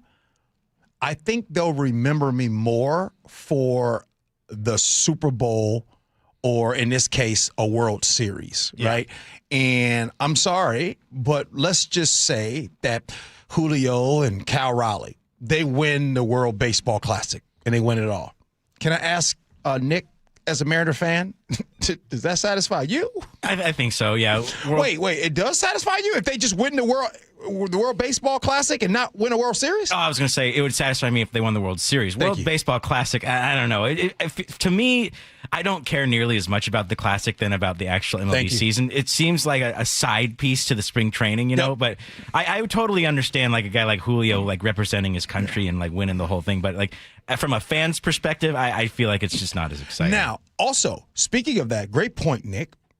Also, when they win the World Series, that will make them more money, right? Winning the World Baseball Classic, I mean, that's cool, but it's not going to get you more money. Right, yeah. I mean, and it's international it's just cool to see in the Classic right now, these players, it means a lot. Like, if you watch these games, you might think, I know it's March, But this is real. I mean, the atmosphere at these places, it's like it's deep in the postseason. It's really cool to just see how serious the players are taking from every nation. And it's been, I know how important it is for a lot of players and athletes for playing with that country. You know, team across the chest is one thing, but when it's country, when it's I'm representing my people, it takes it to a whole new level. Just saying, by the way, Julio and Cal can't win the World Baseball. Julio is team, I believe, DR, and then Dominican Republic. Yeah, Cal's on USA. Randy Rosarena's on Team Mexico. Yeah. But I get what you're saying, though. I meant for if they won each one, right? Right. T in Conway says, I pay $2,000 a year, $330 every other month for grooming, 3 poodles, large, medium, small, and another $5,100 a year for pet insurance. They have covered over $25,000 in surgery, not having to make a hard choice in an emergency. Yeah, that way. You know, do I need pet insurance? There's a lot of good testimony about pet insurance, especially if you have pets that I've been lucky. My pet had lived a healthy life so far, but if you get a dog breed that maybe predisposed to some of these things, probably a good idea. Can I just tell y'all something I'm guilty of? This is what I'm guilty of, and I need to get better. Maybe you guys let me know about getting pet insurance. I just look at it like, okay, I have a cat, right? I have a tabby, right? And they give you average years that they're supposed to live. I just kind of go off that a little bit. But then I know emergencies can happen, so maybe I need some. If they're young, it's probably worth it. But on the older side, I don't know if you have to do it. Right. All right. Text messages that I won't read, that Paul will be reading. Feedback, and then we'll have words to live by that Paul will be issuing. So do all that next.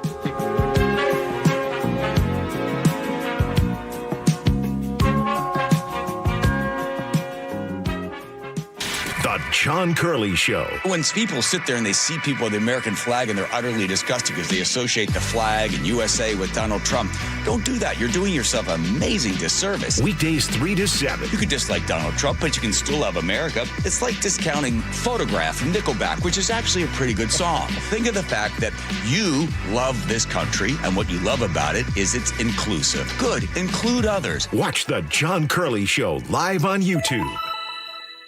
You know the one question that guys hate to have asked of them by their wives, Nick? I can take a good guess. I know you know 100 of them. This is the worst one. Do these jeans make my butt look big? Whoa. Can't answer that one, right? What I've noticed is whenever you ask me questions like that, I just simply say, oh, I don't know. What did the doctors at Longevity Medical Clinic say? Well, the doctors at Longevity Medical Clinic would tell me that my butt looks great in those jeans now that my hormones are balanced.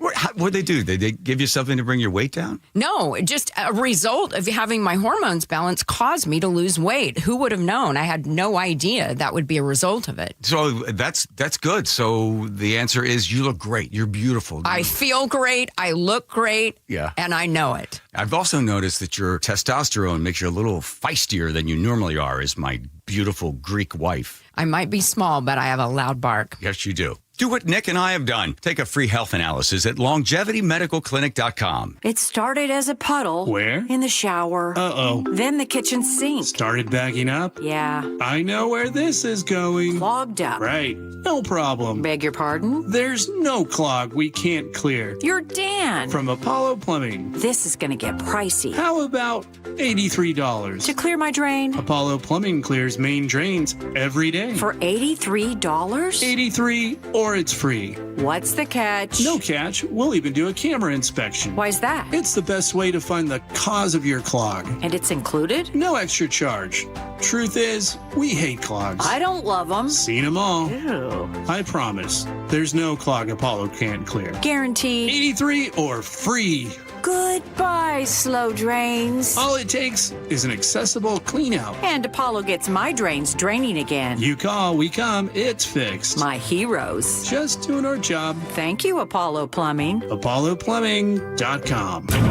At Bible Law Group, our team reflects the same lessons learned by our founder, James Bible, while playing for legendary Husky coach Don James. Coach James always said it's amazing what gets done when nobody claims credit. That's the philosophy we carry into every case, because your victory is what matters at Bible Law Group. When your legal problems hit biblical levels and you feel like you're stuck in a lion's den of litigation, you need a legal team that won't back down. At Bible Law, we've secured over $40 million in settlements for our clients, and we're ready to fight for you. Find us online at BibleLawGroup.com. Don't wait. Insulate. Last year, American Crawl Space and Pest Services gave over $2 million in insulation rebates from PSE, more than any provider in the state. If your home was built before 1990, you're eligible for recouping up to 95% of insulation replacement costs. Insulate with American Crawl Space and keep your home warm during the winter and cool during the summer. American Crawl, the heroes you call. Guys, your testosterone level impacts your energy, drive, weight, hair loss, and even ED. Revive Men's Health Seattle will check your T level for free. For your free T level check, exam, and consultation, call 206-529-1111 or visit revivemenshealth.com. Many financial plans include some level of tax awareness. When retirement begins, considering taxes isn't enough. One overlooked tax decision can quietly cost families thousands over time. At Madrona Financial and CPAs, your plan isn't built around products. It's built around coordination. Licensed CPAs and experienced advisors working together, aligning investments, retirement income, and intergenerational planning using tax-efficient strategies. Madrona Financial and CPAs. Planning built on credentials. Madrona Financial Services is an SEC registered investment advisor. It is the Gee and Ursula Show. Appreciate you guys hanging out with me. Means the world. You know, I don't have a co-host this week, but I got Nick. I got Paul. They with me. Love them. And, of course, I got you that's listening. You guys are all text messaging in. Before we get to the text message, Tammy in the 360 says, okay, G, I'm a little bit confused. Why do you not read the text messages? Have I missed something? Just curious. How can I explain that, Paul? I read them during the show. Right, yes. Okay. So, no, I'll explain it. Let me be transparent. At the end of the show, at 11:47, I absolutely despise reading text messages. It's the worst segment that we do. So if I'm being transparent, and so I think it's dumb that we do it. Like, hey, okay, now let's go ahead and read everybody. Like, we read your text messages throughout the show. Why do we have to have a segment at the end where we just read text messages? That's what it's about. Paul, what do you got? Well, we got a lot of people that have a lot of things to say about all of our topics here, so that's why we do it here. And this includes our big topic here, the Skycomish abuse case going on here. Allie in Tacoma says, there's not that many staff members at this school. If several of them were noticing inappropriate activities, what was the holdup in reporting this guy to police? Catherine in the 360 says, I'm so over so many systems not working in Washington State. I can think of 5 news stories off the top of my head where systems failed that have cost millions or have ended up damaging people. I see another huge lawsuit. Good text. We asked, folks, if you could live anywhere in Washington, no matter the cost. Yeah. Jerry in the 206 says, West Seattle, where I was born and raised. Okay. Let's see. E from Everett says, Everett near the Mukilteo Ferry with the view is safe and a lovely community there. So we got lots more on that one, but we'll move on here. This about your fender bender there, G. Yeah. Trammell in Federal Way says, wow, I was in an accident like that and had my kids in the car. Dude made a sudden U-turn just like with you, but instead he got out and ran. They found him hiding in a Baskin-Robbins. You're not going to getting out of the car, running after the accident. I don't know if you're going to get that far. I think people are going to find you. Can I just say that running to a Baskin-Robbins is actually pretty smart. Nobody think you'd actually go get some ice cream. Yeah, right. You just got an accident. Let me go get some ice cream here. Hey, Kevin in Seattle, G, wanted to let you know that the fans got your back. He says, Solo, your loyal audience has your back, G. Oh, come on, see? By the way, somebody texted in and says, G, I like you, but I'm waiting for Ursula to get back because you get louder and faster. I mean, I wasn't loud the entire show, and you guys know me by now. You guys know some topics get me all riled up, and yeah, I get a little loud. Yep, but it's all right. That makes it fun. I get a little loud. It's energy. It's the passion here. Going back to our scenarios here, B in Puyallup says, you're that dude, bro. Tone it down or you'll be watching alone for a long time. Oh, B, I ain't gonna take B and Puyallup serious. B and Puyallup, you always in a new relationship every other week. How about that, B? Also, when it comes to scenarios, Ryan in the 360 says, you think you could have your wife be a Michigan Wolverine fan with your son being an Ohio State alumni? I tell you what, I'd rather my wife be a Niner fan than a team up north fan. It's amazing.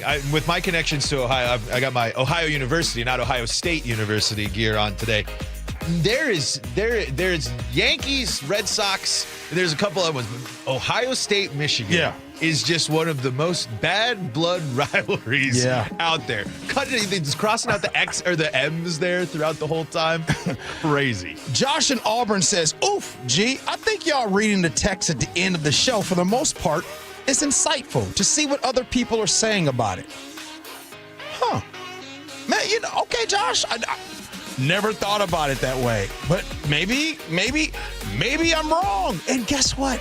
Y'all know I ain't got no problem admitting when I'm wrong. So if you guys like the text messages, I just let somebody else read them. Continue, respectfully. Paul. Respectfully. Respectfully. Hey, Josh. That's what you should have started Josh with. and Auburn, you got to say respectfully after that. What do you got? Turning office buildings into apartment. Jared in Lakewood says the rent on apartments in vacant businesses buildings would be outrageous for the same reason those businesses left. Taxes, taxes, taxes. Yeah. Seattle is simply an uninviting place to do business. Serene says, in Kirkland, we wanted to build a covered outdoor space. It took over 3.5 years. It's terrible. Come on, Seattle. Do better. And then Doug in Mount Vernon says, retrofit cost is the biggest hurdle. Housing with shared kitchen and bathrooms need to be considered how commercial space is laid out. So, all right. Well, we do it every day at 11:53 with good old words to live by. What do you got there, Paul? All right. This is a simple one, but I think it's a good one if you might be going into a Monday fog here. This is from Khalil Gibran. Yesterday is but today's memory, and tomorrow is today's dream. Ooh, that's a good one out of you, Paul. Hey, Paul, you working with me tomorrow? Yeah, that's touch and go good at this question. Hey, I like to ask these questions. You know what I mean? Because y'all know I'm solo tomorrow. I asked Paul if he's working with me tomorrow. Man, it's gotta talk to the bosses. It's like rocket science around here. Don't nobody want to work with G. It is fun with Paul, though. Nick, what you got, man? Well, someone had a wild Saturday this time around when a pedicure in mind turned into accidents he found. But at least G had no runners in his case to flee the scene. And even with some dents, he still drove that Tesla home clean. Don't you worry about a thing. So we'll see if that pedicure is rescheduled that he bought with perhaps another grooming plan for his 2 cats he's got. Maybe no pet insurance for Frankie and Vito, but maybe a little grooming could be done for them. Respectfully. Respectfully. You got to put respectfully on there. Okay, everybody. We'll do this again tomorrow for sure. You know what? I got a call to action for all of you. How about this? Paul's going to be doing some work here after the show. If there's any topics that you want me to, because I'm by myself tomorrow. If there's any topics that you want me to discuss, like, gee, you got to talk about this, send it in. 888-973-5476 is the Muckleshoot Casino Resort text line. Send it in and Paul will write them down.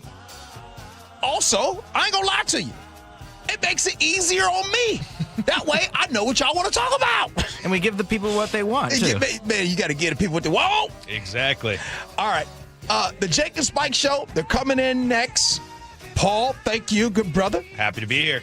Nick, thank you. You too, man. Lori, thank you. Appreciate you. Make sure you tell my main man, Wesley, I say hello. Oh, he's going to love it. I clipped that part for her, You clipped too. that for Wesley? She loved it, yeah. Man, come on, man. Wesley, that's my dog right there.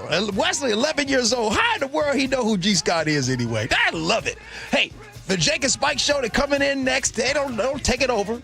We appreciate you for listening. Love you for that. We'll do this again tomorrow. Be kind. Hope you have as much fun as we have. So long, everybody.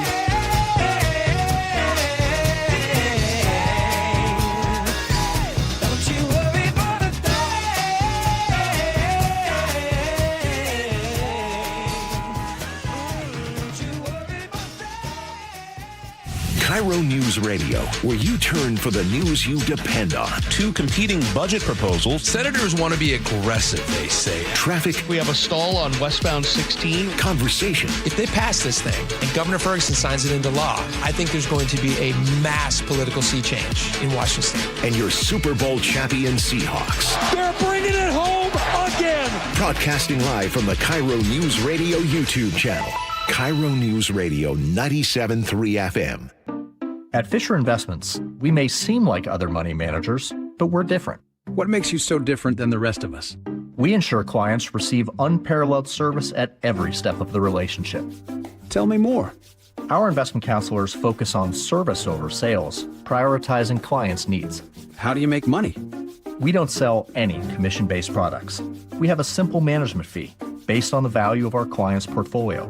So we do better when our clients do better. What about client portfolios? We get to know each client, their finances, family, health, lifestyle, and more, and then we tailor a portfolio based on their specific goals and needs. Your clients really come first then, huh? Yes, we make them a top priority. Our goal is helping them achieve a comfortable retirement. Wow, maybe we are different. At Fisher Investments, we're clearly different. Learn more at FisherInvestments.com. Investing in securities involves the risk of loss. Cashback is not available on gas in New Jersey and Wisconsin.